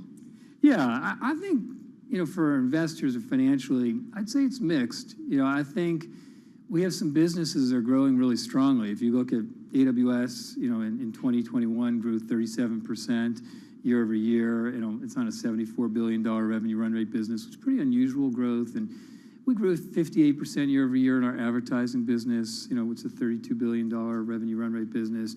So some businesses growing really strongly. And, we've continued to grow in our retail business despite pretty crazy comparables during 2020. But I think the real challenge for us there is on the cost side. And there have been several things that have happened, some of which are more controllable than others. I think the part that's less controllable is really around inflation. And I think we thought that inflation would start to attenuate in 2022.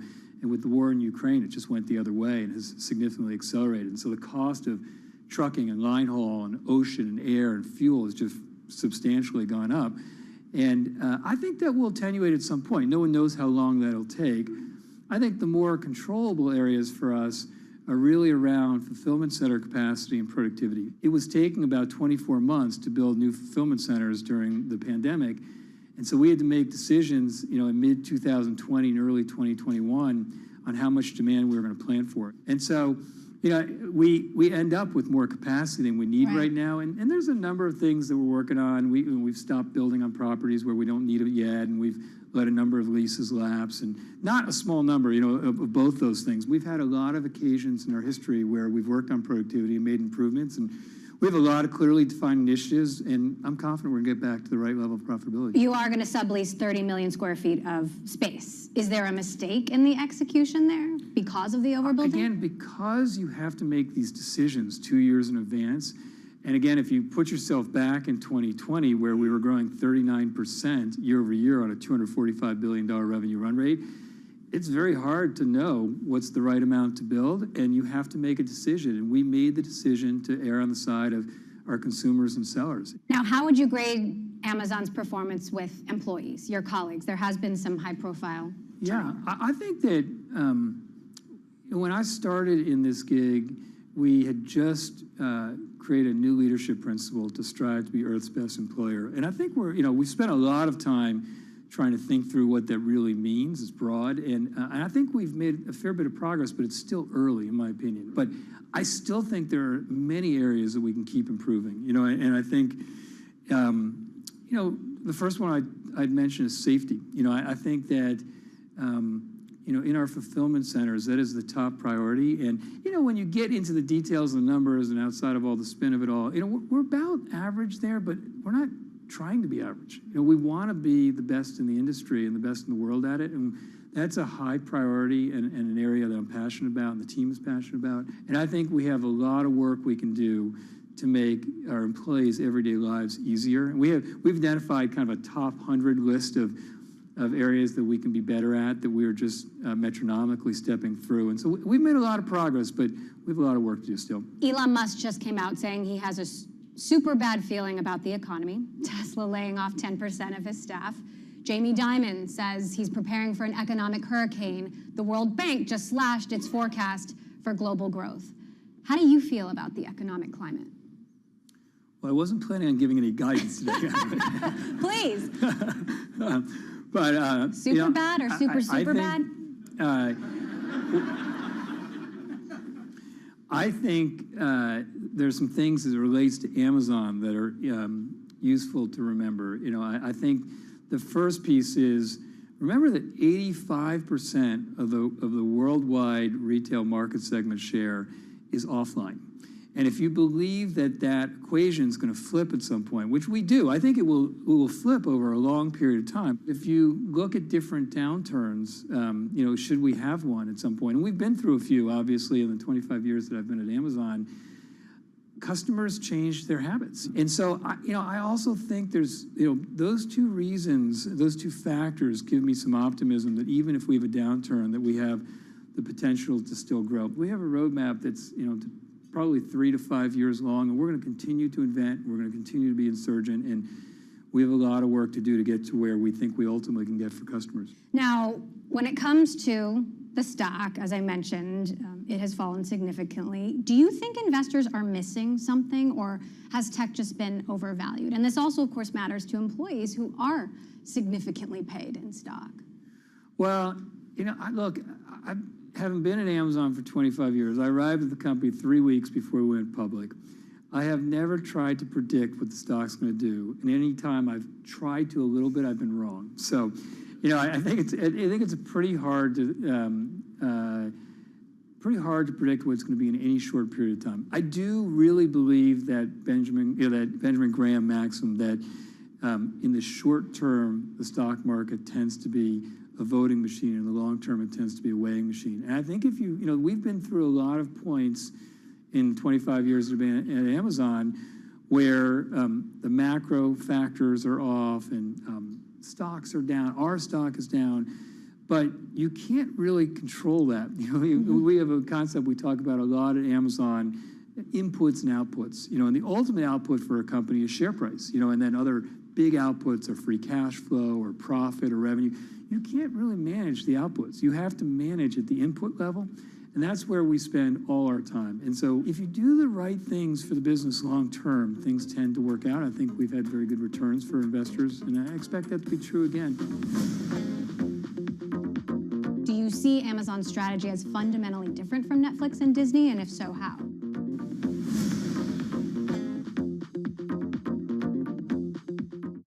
Lots happening on Wall Street. It's the basic law of economics. It validated what the market was already pricing. Need to catch up? This is Bloomberg Wall Street Week. I'm David Weston. We've got the information and insights. David, you just hit the nail right on the head. From businesses most influential and instrumental. And that's the way you run good risk management. It's a challenging dynamic. We could continue to see that kind of strength. Bloomberg Wall Street Week premieres Friday with replays all weekend on Bloomberg Television and Radio. Companies now, they're getting hundreds, maybe even thousands of applications. So software has come in to automate the process. You want to write your resume for robots, not for humans. The only job your resume has is to be comprehensible to the software that is reading it, because that software or robot is going to decide whether or not a human ever gets their eyes on it. These things are programmed by a certain segment of the population that might not be totally inclusive or not be fully aware. Concerns about how this technology could exacerbate discrimination. For the FTC, I think foremost, the FTC needs to be making sure that we're fully understanding this technology. We don't trust companies to self-regulate when it comes to pollution. We don't trust them to self-regulate when it comes to workplace comp. Why on earth would we trust them to self-regulate AI?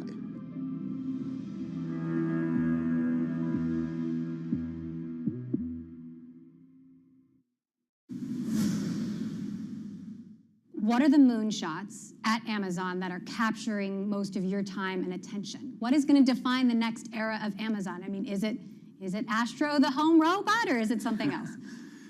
Well, you know, we have a unique way that we look at big new investments. And I'm not sure it's right or wrong. It just happens to be our way. And we ask ourselves when we're considering something 4 questions. We ask, if it's successful, can it be big and move the needle at Amazon? Is it being well served today? Do we have a differentiated approach? And do we have competence there? And if not, can we acquire quickly? If we like the answer to those questions, we'll go pursue it with a single-threaded team that isn't distracted by the rest of the business. And sometimes that leads to innovation and investments that seem pretty obvious. Like, you know, when I got to that company, it was a books-only retailer, and then we expanded to music and video and electronics and toys. That seemed obvious to people. Other times, that process does not lead to investments that seem obvious to people. I mean, AWS was something that people externally and internally thought was a little bit nutty at the time. But just imagine what Amazon would be today without AWS. And I think that you see the same thing here. You know, there are so many significant investments we're making that I'm excited about. I'm going to have to constrain myself to a few. But, you know, I'm really excited about what we're doing in the Prime Video space. I think we're clearly on the right track there and building a significant business. That's interesting because Netflix also just announced some layoffs, first subscriber loss in a decade, Disney cutting back on costs. Do you see Amazon's strategy as fundamentally different from Netflix and Disney, and if so, how? Well, you know, we're very bullish on it, and remember, all the models are a little bit different, but for Prime Video, we have 200 million plus Prime subscribers who are, you know, get that entertainment for free by being part of Prime, and so we have a little bit different pricing model than some of the others, but I'm incredibly encouraged by what we have coming. If you look, I mean, we launched this show Reacher earlier in the year. It was a huge hit. We had the new Maisel season. We just launched the new Boys season, which is off to a great start. Are you a big Boys fan? I am a big Boys fan. Is Amazon bought? It's very good. Of course, we have Lord of the Rings coming up, you know, in September and Thursday Night Football. So I'm very bullish about it. We also, you know, we're excited about what we've done with MGM. You know, I think some of the assets there will go very well with the rest of what we're doing entertainment-wise. And so if you look at Warner Brothers Discovery and Paramount and Starz and Global, they're building really significant subscription businesses. So I'm very bullish about that business. I'm optimistic that we have a chance to build a significant grocery business, which is, you know, early stages for us. I am excited about Kuiper, which is our low Earth orbit satellite that we're building. You got to remember there are 300 to 400 million people in the world who have limited to no internet connectivity. I mean, just think about how different the world is when you don't have that type of connectivity. And so I think that's a really significant opportunity that has some AWS characteristics to it. I continue to be very optimistic about Alexa, building the world's best personal assistant. We have, 200 million endpoints already that are using Alexa. We're clearly onto something there. And then, our autonomous driving, ride-hailing service and Zoox that we're building, here in the Bay Area. I just think with the way auto consumption is evolving, I think that also is a chance to be a really significant business. Now, I don't know if all of them are going to be successful, but if any one of them becomes the fourth pillar for us on top of Marketplace and Prime and AWS, we're a completely different company, just like we were when AWS became successful. So I think they're very worthwhile investments and bets, and I'm optimistic about them. You didn't mention Astro, obviously, though, powered You by mentioned Alexa. Astro, yeah. But I mean, our home robot's going to Do be you have an zooming Astro around. yet? I don't yet. Okay. Where is it? Giddy up. It's not Yeah. really widely available for sale. What's the status? I'll help you get one. Okay. Thank you. Everyone's very curious about Jeff's role these days, what kind of executive chair he really is. He said when he left that he'd focus his attention and energies on initiatives that he really cares about at Amazon, but from the outside it looks like he's really focusing on philanthropy, he's focusing on space. What kind of an executive chairman is he? Well, Jeff is always going to be involved, and he has, I feel very lucky to have been at Amazon for 25 years. I feel very lucky to have worked directly for Jeff for 20 of them. And we have a really close relationship and have for a long time, and I think we share a lot of the same values about customers and how important it is to optimize for customers and how high standards they need to be, given how easy it is for people to switch and the importance of invention and speed. And so, I just feel very lucky to have had the chance to work so closely with him. So is your relation, he was your only boss for 25 years, right? Is 20. your relationship fundamentally different than it was when you were the head of AWS? Yeah, of course. Every single job you have, the relationship's different. Remember the first couple of years I worked for Jeff, I worked as what we call his shadow then, which is really like a chief of staff, and that was different than when I was starting AWS, which was different from when we got AWS going, and it was a business that was starting to do well, and it's different when I'm in the CEO role, but the constant has always been that we have a great relationship and we collaborate really well. Amazon is poised to become the biggest private sector employer in the world. Second only, right now Walmart is in that spot, but Amazon will probably soon surpass it. First vote to unionize at an Amazon warehouse. I know you've been spending a lot of time at warehouses. When you look at someone like Chris Smalls, who I think some people look at as this modern day hero who got fired, pulled off this union vote, what's your message to someone like him? Your message to the folks who think maybe we should join a union? Well, I think that the first thing to be clear about is that employees get to make that choice, whether they want to have a union or not. They always have had that choice, and it continues to be their choice. And we happen to think they're better off without a union for a number of reasons, including the fact that it's much harder when you have a union to have a direct relationship with your manager and to get things done quickly. So if you see something on the line that you think could be better for your team or you or your customers, you can't just go to your manager and say, let's change this. There's a whole process in bureaucracy that you have to go through to be able to do that. And we get, when there's a union, we're going to get the feedback filtered by what the union decides is worth bringing up. And we'd much rather hear from every employee whatever is on their mind. And so, I think if you want to continue to have the structure that we've had for all this time, you have to have really competitive benefits. And then I think if you look at Amazon's, they're very unusual in this space. We championed the $15 minimum wage several years ago. The starting salary is now over $18 an hour, which is more than double the federal minimum wage. You get full health insurance and 401k and up to 20 weeks of parental leave. And if you want to get a college education, you haven't had one, we have a career choice program that lets our fulfillment center associates be able to do so. That is a very unusual and compelling set of benefits, and those were all accomplished without a union. So, I think that we realize that we have to continue to work on the relationship with our employees, and we need to continue to provide the right benefits, and we need to continue to work on safety, and that's our intention. You made a huge mark on Amazon with AWS, obviously. What is the mark that you want to make still?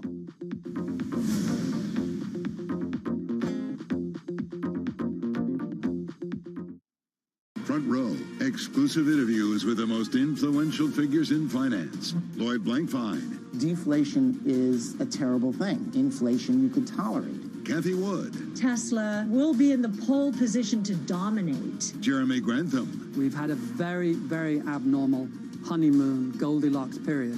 First available on the Bloomberg Terminal, then on Bloomberg Television and Bloomberg.com. Front Row, the best seats in the house for business's greatest minds. In crypto, you have a world of young people that want their own financial system and their own culture. And it is very powerful, and I'm a big believer in it.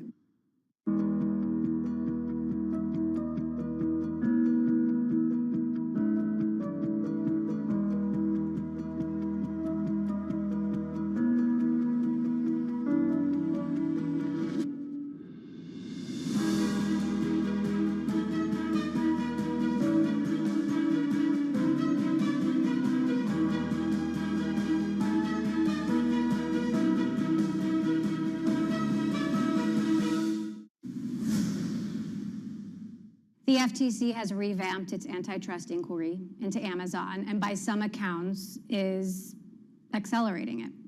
Are you preparing for an antitrust lawsuit from the FTC? If you are a large company that's growing to a significant extent like we have, you have to be prepared to be scrutinized. And we have known this for some time, many years. And we have tried to run the company with that in mind and knowing that if somebody looked, that we would stand up to that scrutiny. And I think that's what we've tried to do in running the business. We can't control what, whether organizations bring different suits against us. But I think if you look at our business, if you actually look at the fact, if you take out of the equation that there may not be the most objective, leadership when it comes to Amazon in that organization.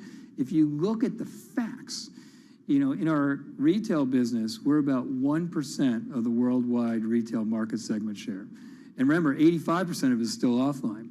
And if you look in our AWS business, we, about, depending on how you measure it, 95% of the worldwide global IT spend is on premises. And then we have a cloud business, and then we have a portion of that. We have a leading market segment share in the cloud part of this, but we operate, who we compete with in AWS is really on-premises IT in addition to the cloud. So, these are relatively small percentages of the entire pie, and you can kind of step through all the businesses. And I think simply because you've been successful in a few different businesses doesn't somehow mean that you have unnatural market power. It just means you've been successful in a couple different customer experiences, but we still have a relatively small amount of market segment share in those areas. What about the SEC? You're being sued by them over third-party data and how you've used it. Do you think in the past Amazon made mistakes with letting employees internally see how those third-party sellers were doing? We have pretty good control. I mean, we of course disagree with the premise of that, but I would say that we have very good controls with respect to the data that different employee sets are able to see. And by the way, I think that we can be better for sellers. I think that we can have better tools for them to get started. We can have better tools for them to manage what they're doing across their different Amazon units. I think we can communicate better. There's a whole bunch of things we can do better. And we agonize over every single email or communication we get from sellers. And we do very regularly robust surveying. And a lot more sellers are happy with Amazon than unhappy with Amazon. And I think if you look at what they're able to do is, as a business, by virtue of selling on Amazon versus not, it completely changes what's possible. Sellers don't really long for e-commerce software. That exists in lots of places, and it's not very expensive. What they love about selling on Amazon is that they get access to our hundreds of millions of customers, and that completely changes what their prospects can be in terms of the businesses they're building. So we have a lot of work to do there like we do in a lot of other places, but I think we have a very strong partnership with sellers. What's the view of the supply chain right now, and how much pain there is going to continue to be, and for how long? Well, I think that there's a lot of challenges in the supply chain still. I mean, it's gotten better than it was, but there are all sorts of challenges. Non-perishable goods, electronics, chips is still a really a significant issue for all sorts of businesses. We have worked really hard to open a lot more points of presence in ports and to increase our capacity in getting products in. But I think it's going to be something that companies battle with for some time. You made a huge mark on Amazon with AWS, obviously. What is the mark that you want to make still on Amazon? I mean, in this new role, what's going to define the Andy Jassy era? Well, I don't really think of it that way, Emily. I mean, I don't think it's really about an Andy Jassy era or any one person. And by the way, AWS was not about any one person. That if you've spent any time on AWS, that is an unbelievable team. Not just an incredible leadership team, which it is, but just top to bottom, the number of inventors and people who care about customers and operate, something where it has to work almost like a dial tone. It's always teams. And so I look at every single one of our businesses and, take our retail business or our consumer business, which is the oldest of our businesses, 85% of it still lives offline. I think we have a lot of upside and a lot of growth. And I think as much invention as we've seen the last 25 years, the time I've been there, I think that it's going to look small compared to the next 25 years. There is a lot for us to invent on behalf of customers. And so, I'm excited to be part of the team that makes that happen. We are continuing to increase the amount that we give back to the communities in which we have a big presence. And that really matters to me. I think we have a responsibility to do that. And so, it's a long journey that we're working on, but I'm excited to be part of it. And, I hope to be part of it for a long time. Well, thank you for joining us and telling us about the way the journey is going so far. Thank you, Andy Jassy, Appreciate it. CEO of Amazon.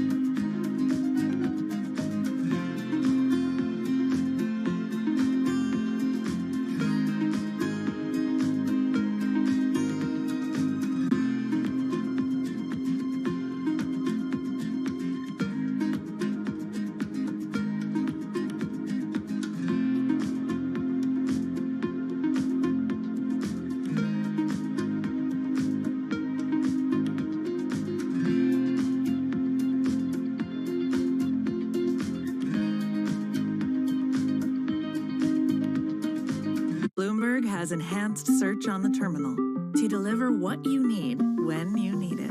Now, you can simply type phrases in everyday English in the command line. Compare financials. Find people. Analyze markets. You can enter phrases or ask questions. What do you want to know today? Ask a question or visit SearchGo to find answers now.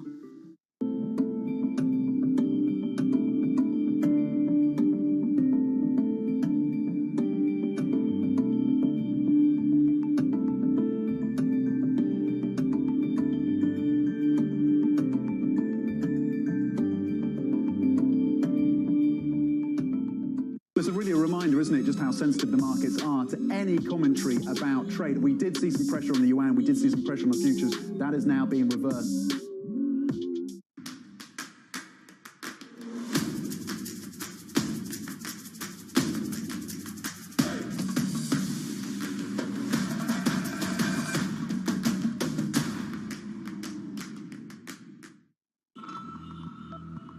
The Indian city of Jamnagar is a money-making machine for Asia's richest man, Mukesh Ambani. His company Reliance has the world's biggest oil refinery complex here in the city. Jamnagar is also where Ambani is making his newest bet, a $10 billion investment in green energy. His ambition is closely aligned with the Indian government's plan to reach net zero emissions by 2070. But Ambani is not alone. India's second richest man, Gautam Adani, has committed $20 billion of investment over the next decade. But India's massive dependencies on fossil fuels have some environmental advocates questioning the realism and sincerity of those green ambitions and those of its two biggest billionaires.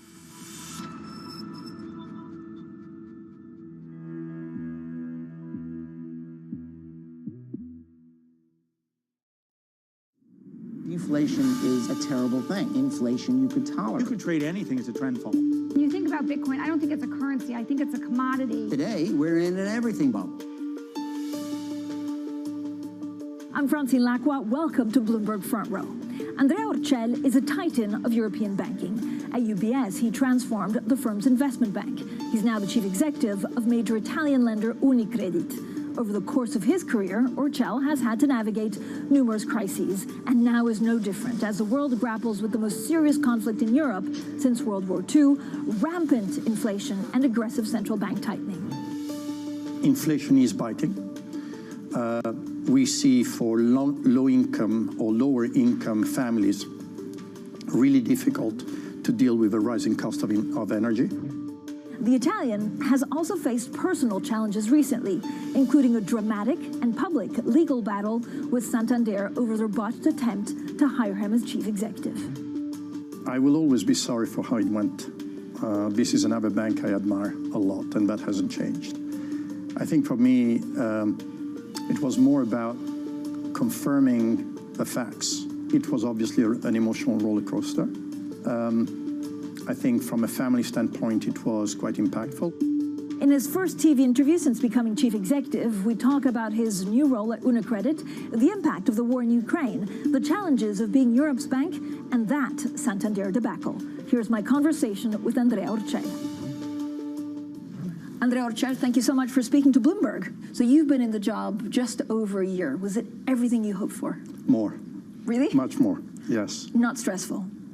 Stressful, but I like stressful. I think that what has been great this year is the way Unicredit really welcomed me into the organization. Mm-hmm. It was full of passion, full of warmth, and you feel the energy of the people around you. People that want a new vision, a new strategy, a new direction, and that are ready to commit and own the future. It was absolutely outstanding. Did that surprise you? Were you expecting a more sleepy bank? No, but I looked at it more from the perspective of a banker, numbers, what needs to be done, where is the value, where is not the value. But when you arrive, you see the people, and that makes the whole difference. So that's what makes it more emotional, I guess? Is this like probably. Somebody asked me once, what keeps you up at night? Well, the emotions are now very engaged, and you feel a duty and a commitment to the people who are looking up at you to take them in a certain direction. And that, I think, puts a lot of weight on your shoulders. Unicredit's exposure to Russia is one of the top 3 in Europe. How do you deal with the employees in Russia, with your subsidiary in Russia? Well, first of all, for us, it's important to understand that we have to remember that 95% of the bank is not in Russia. No. And we cannot commit the mistake of spending the entire time on Russia, where our emotion and the shock that we have taken is probably driving us to do. So what we have done is we have a situation room that is fully committed to do that, with all the skill sets that we need, from legal to tax to accounting to everything else. And they work on managing our exposure towards Russia. The rest of the team is 105% or 110% focused on running the rest of the equation. When I look at Russia, separating it, there are 2 orders of effects that we look at. One is the direct shock from our exposure to Russia. I think that in the last 2 months, we have achieved to reduce it meaningfully by about $2 billion. We've done that. Actually, the team has done a great job without that costing the bank almost anything, which was not to be expected. And at the same time, we have understood very well and in a granular way what the risks are. And we think that in Q1, we took a very conservative set of provisions to try and insulate ourselves the most possible from the further effect from a degeneration of that situation. The provisions were quite large, and the market took it quite well. Is that how you would describe it? I think so. I think what we did is, during those 2 months, we were able to articulate in a detailed way what is our extreme loss scenario for Russia, converted in numbers on hit on capital. It's about 130 basis points of capital. And in the first quarter, we took about 195 to be exact. The question is now what you do with this unit. Are you frustrated that you keep on getting asked over and over what will happen to Russia and the employees there? Well, I think that anyone who has a large presence in Russia or a significant presence in Russia is being asked. It's normal. I think we believe strongly that let us show you what we execute and let's talk about it then. Because at this point in time, while we have reviewed the situation, we have a number of options that we could pursue. The options are very much affected by the next wave of sanction, by who are the counterparts, what we can do, what we cannot do. And at the same time, we should not forget that we do have 4,000 employees in Russia. We do have 1,500 corporate clients. And what people sometimes forget is that 1,250 are actually Europeans who are trying to go through the same thing that we're going through as a bank, which is deal with the situation in the best way possible. Do you have a preferred route? And actually, is there a situation where you just say, like, we need to get rid of it? What do you say to the critics that say, Andrea, you should have gotten rid of this, whatever the cost? I think our view is, number one, my preferred route is not necessarily a route but can be executed. In the same way that we have given detail of how much of our cross-border exposure we have reduced, we could have reduced a lot more if it wasn't for successive waves of sanctions that have closed the window on who we can deal with, what transaction can we do, and in which timing. The same applies to our local presence. The solution very much depends on what is allowed to be done by a complex web of sanctions that we have and by who are our counterparties.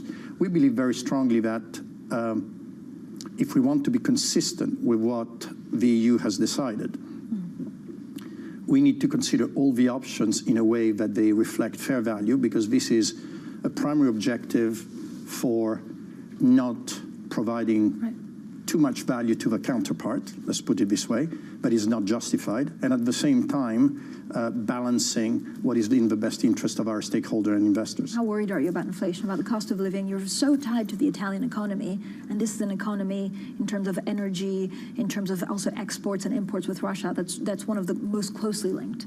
Well, we are tied to the Italian economy. We're less than people expect because we are about 40% of a bank. I think in my first year of operation, being tied to the Italian economy has been great. Good growth, good dynamics, stable direction of travel. Is that the Draghi effect? It is the Draghi effect. As we look forward, there will be a deceleration. We have two central scenarios for ourselves. One is a significant slowdown, and the other one is a deep recession. At the moment, we see a significant slowdown as the central scenario, although Europe has not been affected at all by spillover effects beyond prices. So what we're seeing is inflation being the precursor of more. Inflation is biting. We see for low-income or lower-income families really difficult to deal with the rising cost of energy. We also see that for companies that had investments or that were dependent on energy or on grain to a certain extent, the whole value chain has been completely destroyed. And so they need to reassess what is their position, change their sources, redesign their models. But at this point in time, this translates solely in a slowdown of investment. We haven't seen anything else. We do believe that going forward, it will be a lot more disruptive.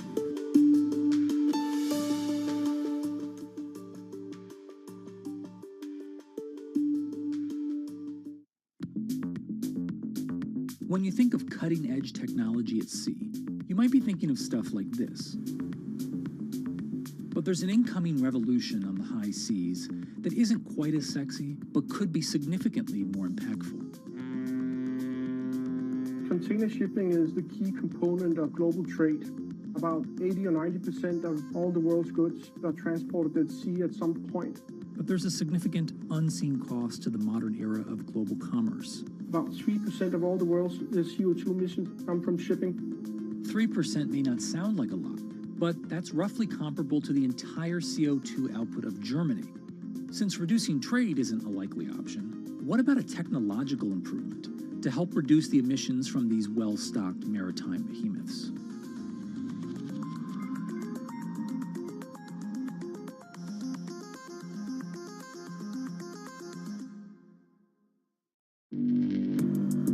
Access the financial world on demand.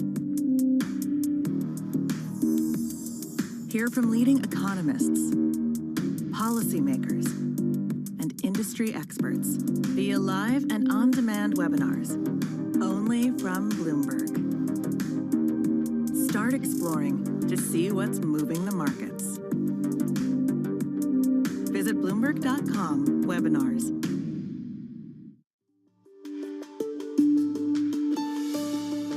Do you worry about a policy mistake from the ECB? If you have this possible recessionary environment and they don't raise rates, what happens to inflation and what happens to all of your Italian clients or European clients? Well, it's a very tricky economic environment for the ECB, but also in the US. Yeah. Because on the one hand, you have inflation, but the inflation is generated by a specific segment of the economy, i.e. energy. I'm not that sure that raising rates a lot will cool that down because it's very concentrated and it is linked to a dislocation between offer and demand. The rest of the economy, however, we all agree that is slowing down and maybe tilting into recession. Raising rates creates an issue.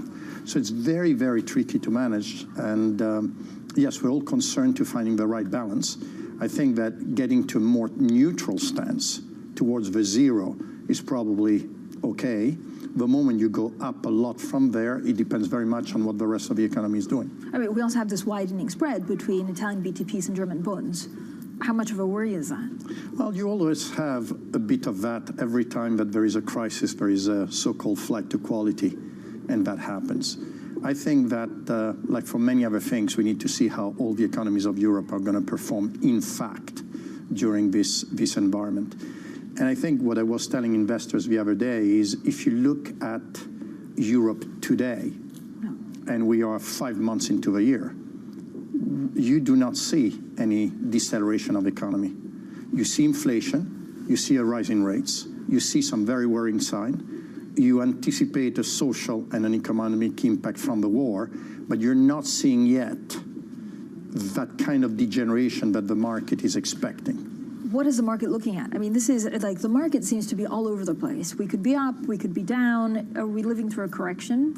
Well, I think I read an interesting report from one of the organizations that covers us, that will remain unnamed here, but that was asked to do a parallel between the environment of today and the 70s on inflation, which tells you what kind of mood and worry exists out there.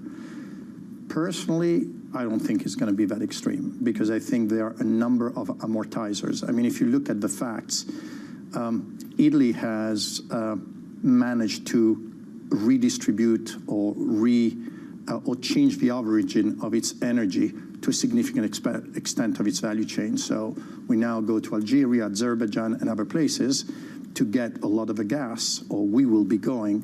If you look at Poland, they have found a way to deal with Norway. If you look at Bulgaria, they connected their pipes towards Greece and the gas that arrives from there. So Europe is adjusting. The question is how much time there is, but Europe is adjusting. But adjusting is in a kind of earthquake way, because you could see if there's oil and gas embargo from Russia, what happens to this continent? I think it depends on timing. That's why the economic environment that we're looking at, it depends on timing and extent of the breakage away from Russia and to a certain extent from Ukraine. If that is done very fast and completely, as you said, the impact will be quite dramatic. If that is done over a significant longer period of time, the impact will be less dramatic. Do we have a significantly longer period of time? I don't know. But that is the key. And we always talk about gas, but we also need to understand our dependence on other commodities, nickel, palladium, lithium, a whole of other things that the entire value chain was predicated on connections with Russia and grains, connections with Ukraine. And if that changes from one day to the other, the shock is very high. You were talking about a political stability in Italy. We were joking about the Draghi effect.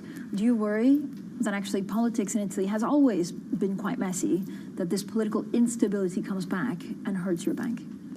Well, politics in Italy, if you're Italian, I'm Italian, are politics in Italy, but forever, Italians have been able to go through it. And I have a lot of trust in the country, and I believe the country has evolved in a certain way. And in a way, I am much more nervous about the more general impact on economy in Europe, the more general social impact on Europe, immigration, things like that, that are going to touch not only Italy, but the broader continent. How much do you like taking care of risk? So I want to talk about, a little bit about what you're doing inside UniCredit. Do you feel like you're a risk manager? Is it about also cutting costs? How do you have one of the most generous plans actually for investors out there. How will you stick to it? Well, I think, how will we stick to it? I think we have said very clearly that we felt that the execution of UniCredit Unlocked would yield to a certain level of profitability, a certain level of organic capital generation. Based on that, we could have very generous distribution to our shareholders. Was that pre-Russia? That was pre-Russia. So effectively, the plan anticipated that our capital will remain stable through the period at the top end of our peer group, and that we would distribute only the excess capital we would generate every year. So in that way, it is prudent. It is subordinated to us executing the plan and all of its levers. At the same time, because of where we're coming from, there is a lot of value to be created. So that is what generates the distribution that we have. Then we get to the invasion of Ukraine.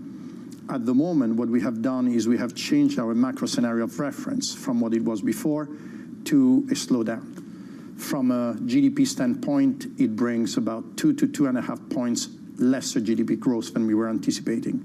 From an inflation standpoint, it takes to a couple of percentage point more inflation than we were anticipating, with peaks in certain countries, obviously. In that environment, we can still execute, let's say, the UniCredit Unlocked plan as it is, if we keep our eyes on the ball and execute as we should be.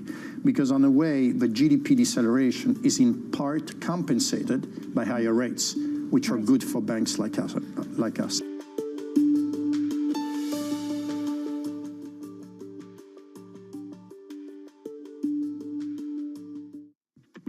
When you think space, you probably think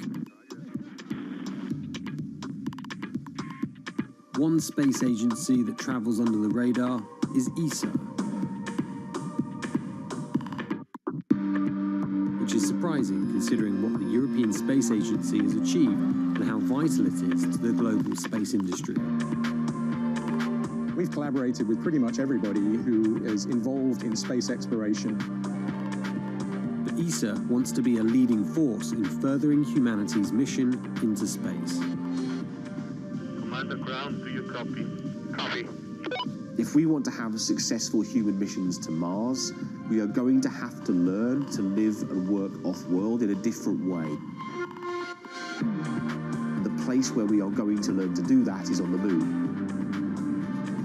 Can ESA help humanity take its next giant leap?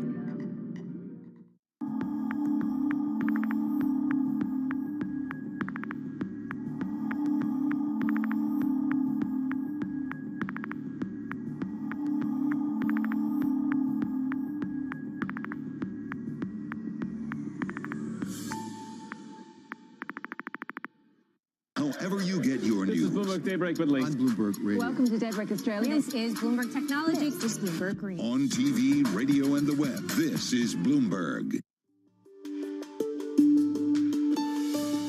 You've had one of the most colorful careers. I don't know if that's the right way to describe it. I don't know how you would describe it, but certainly in the 5 years, it's not been dull or boring following your career moves. Do you feel vindicated that you were awarded that amount of money with what happened with Santander?